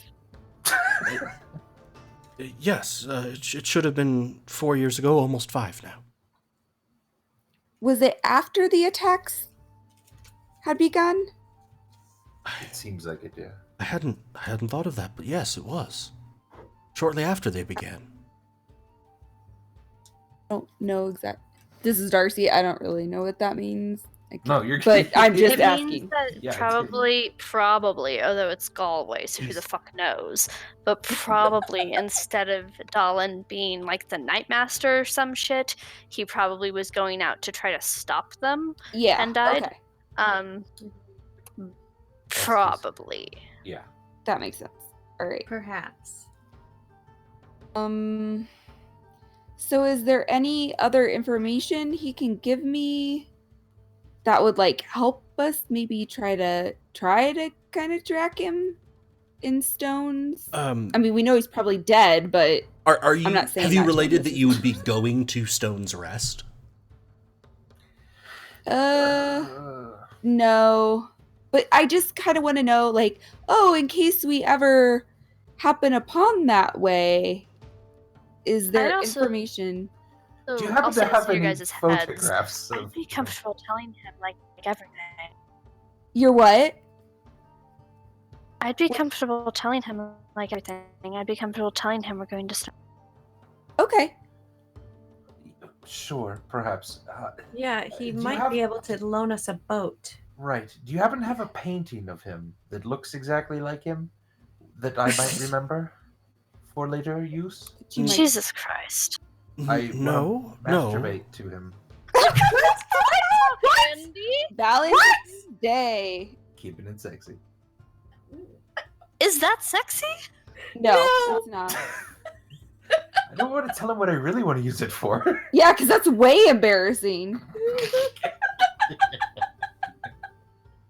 It's a good thing you saved yourself there. I'm going to go to the Twitch right now to watch Galway's reaction to that. Yeah, with that delay, it's perfect. Yeah, it's probably going to come up pretty soon here. Oh no, he's already reacting. I think he's trying to wash his face away. There it is. There it is. There it is. There it is. Trying to pour acid into his ears. There's the reaction. Yep. God. Okay. Oh, No, I geez. don't have a portrait of him for whatever purposes you would be using it for. Thank you. Okay, for that. He was- Okay. So, He how was about a a description? half-elven man, Oh. tall, sandy brown hair, very Sandy brown hair. light-skinned. Yep, this is doing it for me. Jesus. Seriously. Rook, get a hold of yourself. Go on. Does this sound like anyone we've met before that he's describing? Anyone we knew back in Stones Haven? Oh, good question. Stones? That's not the fucking name of our town. Stronghold? Stronghold? Yes. Wow! Stones. You just crossed Stone's Rest and, I don't know, New Haven? No, I mean, there This are... doesn't sound like, I don't know, like, what's her face's husband or something. No, it doesn't. What did he look like? He was a high elf. Okay. He was a high elf like Lithiriel. Gotcha. Okay, yeah, her face. Oh, $10 You knew says what I he's meant. the Night Master. Fuck! I hadn't thought of that. What? I'm writing that in my notes, Right? and you get Damn. $10 if you're. Nice. all right. Wow. Wait, if I'm wrong, do I have to pay? Yeah, you have to pay Yep. all of us. Because who knows what's going on? Could be the cat that was in episode 1. I don't know. Anyway. I like the fact that people took in like Discord several progressive cuts at what was going to be the deal with the Vithri situation. I'm like, deeper, more complicated. If there's an obvious answer with me, it's probably not the right answer. Fair. Oh, also, just I want to So- with this entire thing, I just want to harken back to. Remember when I said to you last time we played Tier, "Welcome to the town of broken people." Feel Yes. that yet? The next town, Yes. which I guess is the Stone's Rest, must be the town of genuinely happy people to make up for this, okay? Yeah, Yep. I'm sure. Yeah, totally sounds like a great place. Yep. Stone's Rest. Bandits are usually well adjusted. Yeah. This will be a happy Yes. town. Moving along. So, do you want to tell him that you are in fact planning to head to Stone's Rest, etc.? Maybe not all the details of Yes. why, but Right, not why, but I would suggest, but yes, He's gonna, like- totally fine. that is a very dangerous place, you understand. It is deep within the Blighted Lands. It is a haven for bandits, but I will not ask you what your business is there. However, I will provide you with what assistance I can. The most direct route from here will be overland, or sailing up the river to Gotwile and around the coast, and then down the river again. However, I very much doubt you will find a crew willing to sail you down a river in the Blighted Lands, but they could at least deliver you to near there. Going to defer to Sunny and Eldor and Rook about what supplies we need and what would be good. I mean, I don't really trust anyone, so I don't mind going alone. But Yeah. What Nice. could we expect to encounter in the Blighted Lands? I know I've heard a lot about the monsters that live out there, and someday soon somebody is going to fix that. God damn it. But also what's happened to Is that the another list? land? Oh yeah. What's happened to the land and the environment? I have What's- never seen it myself, but it has expanded in recent years. More and more land is being taken over by the corruption. Plants wither and die, crops cannot be grown, and nature itself seems to twist. The weather is erratic. The terrain itself shifts and changes around you. Oh, that's fun. It is a very dangerous place. Please, I am profoundly grateful to you. As am I. Wait, Zakabina, we do not wish you to risk your lives. This will be very dangerous. But if you are determined, we can at least ease your passage somewhat.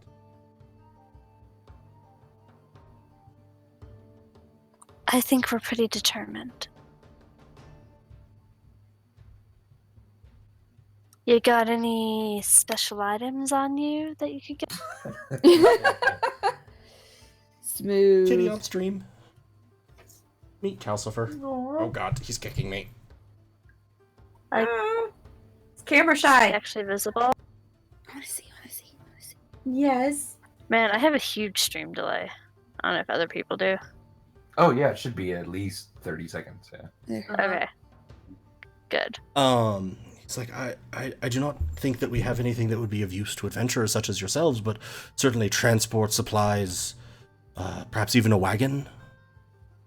Though I do not know if such a thing would be helpful in the Blighted Lands.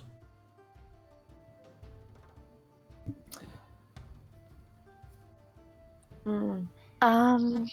Do you know of anybody perhaps nearby in this town that would be very convenient who has traveled into the Blighted Lands recently? No. Some travelers had passed through a while ago, but they had continued on south to Saba. Do you happen to remember their names, or?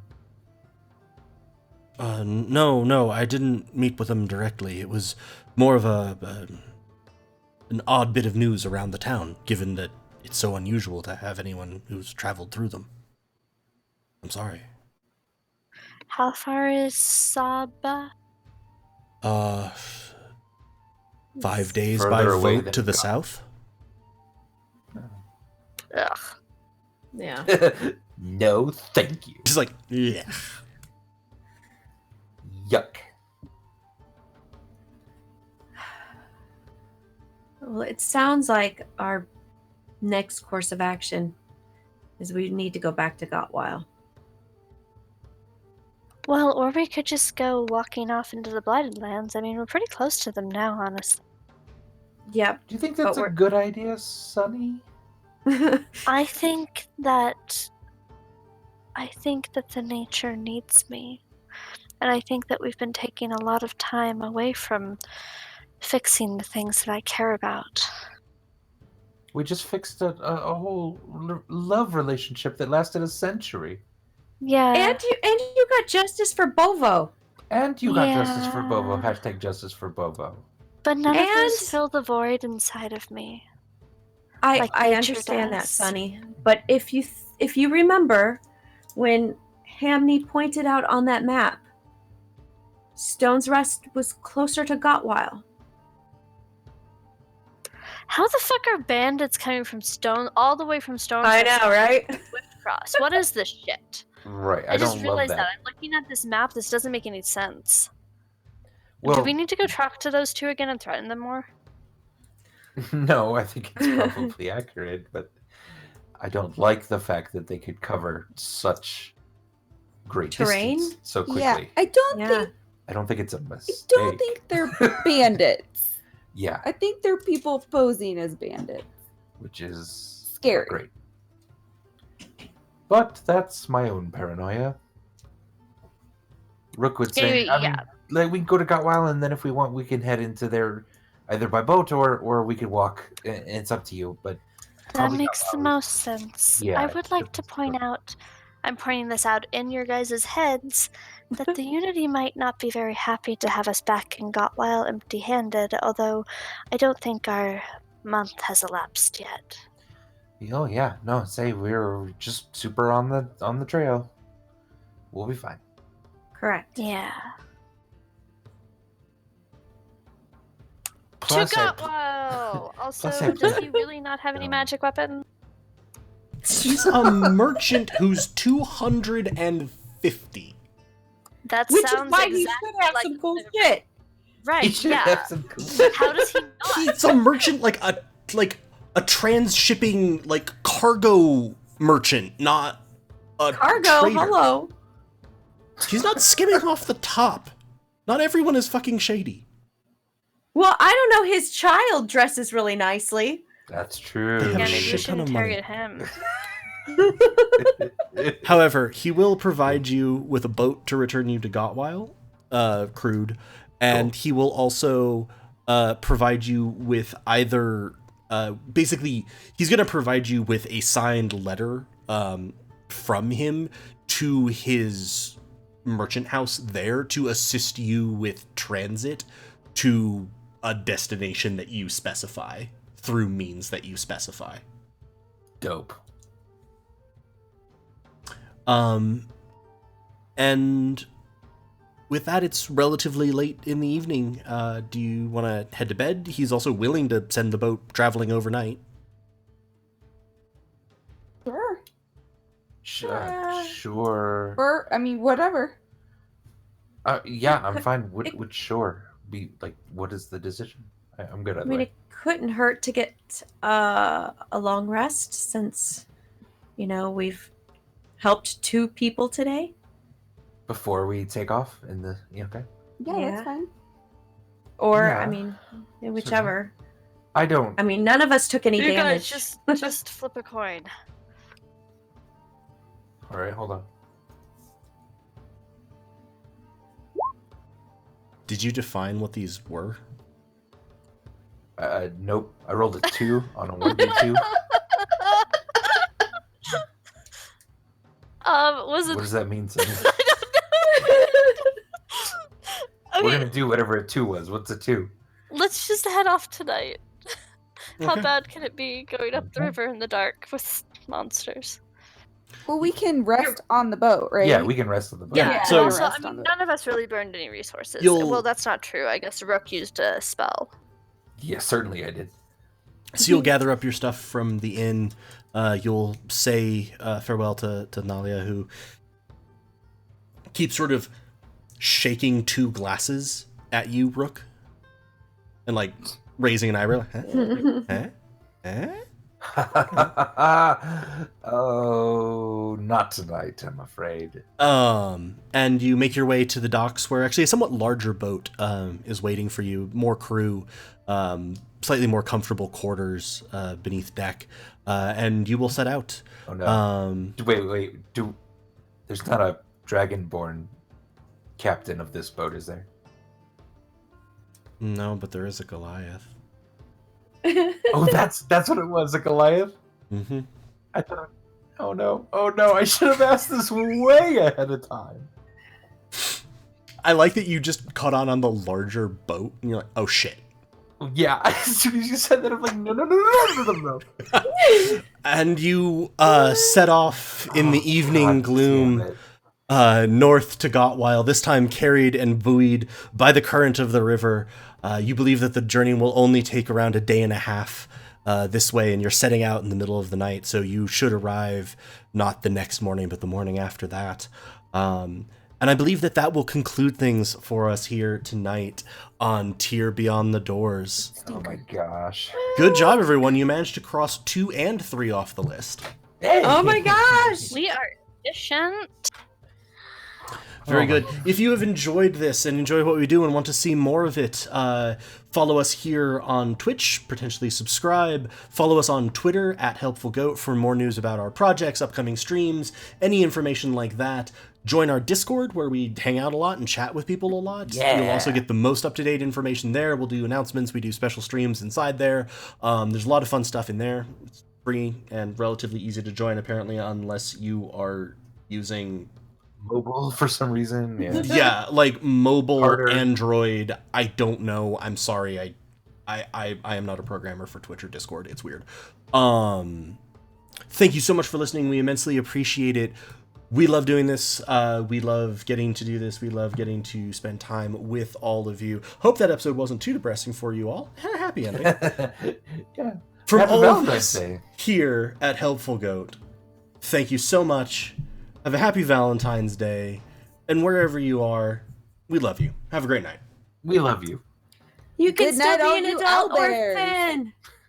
Bye. Yes, you can. Bye.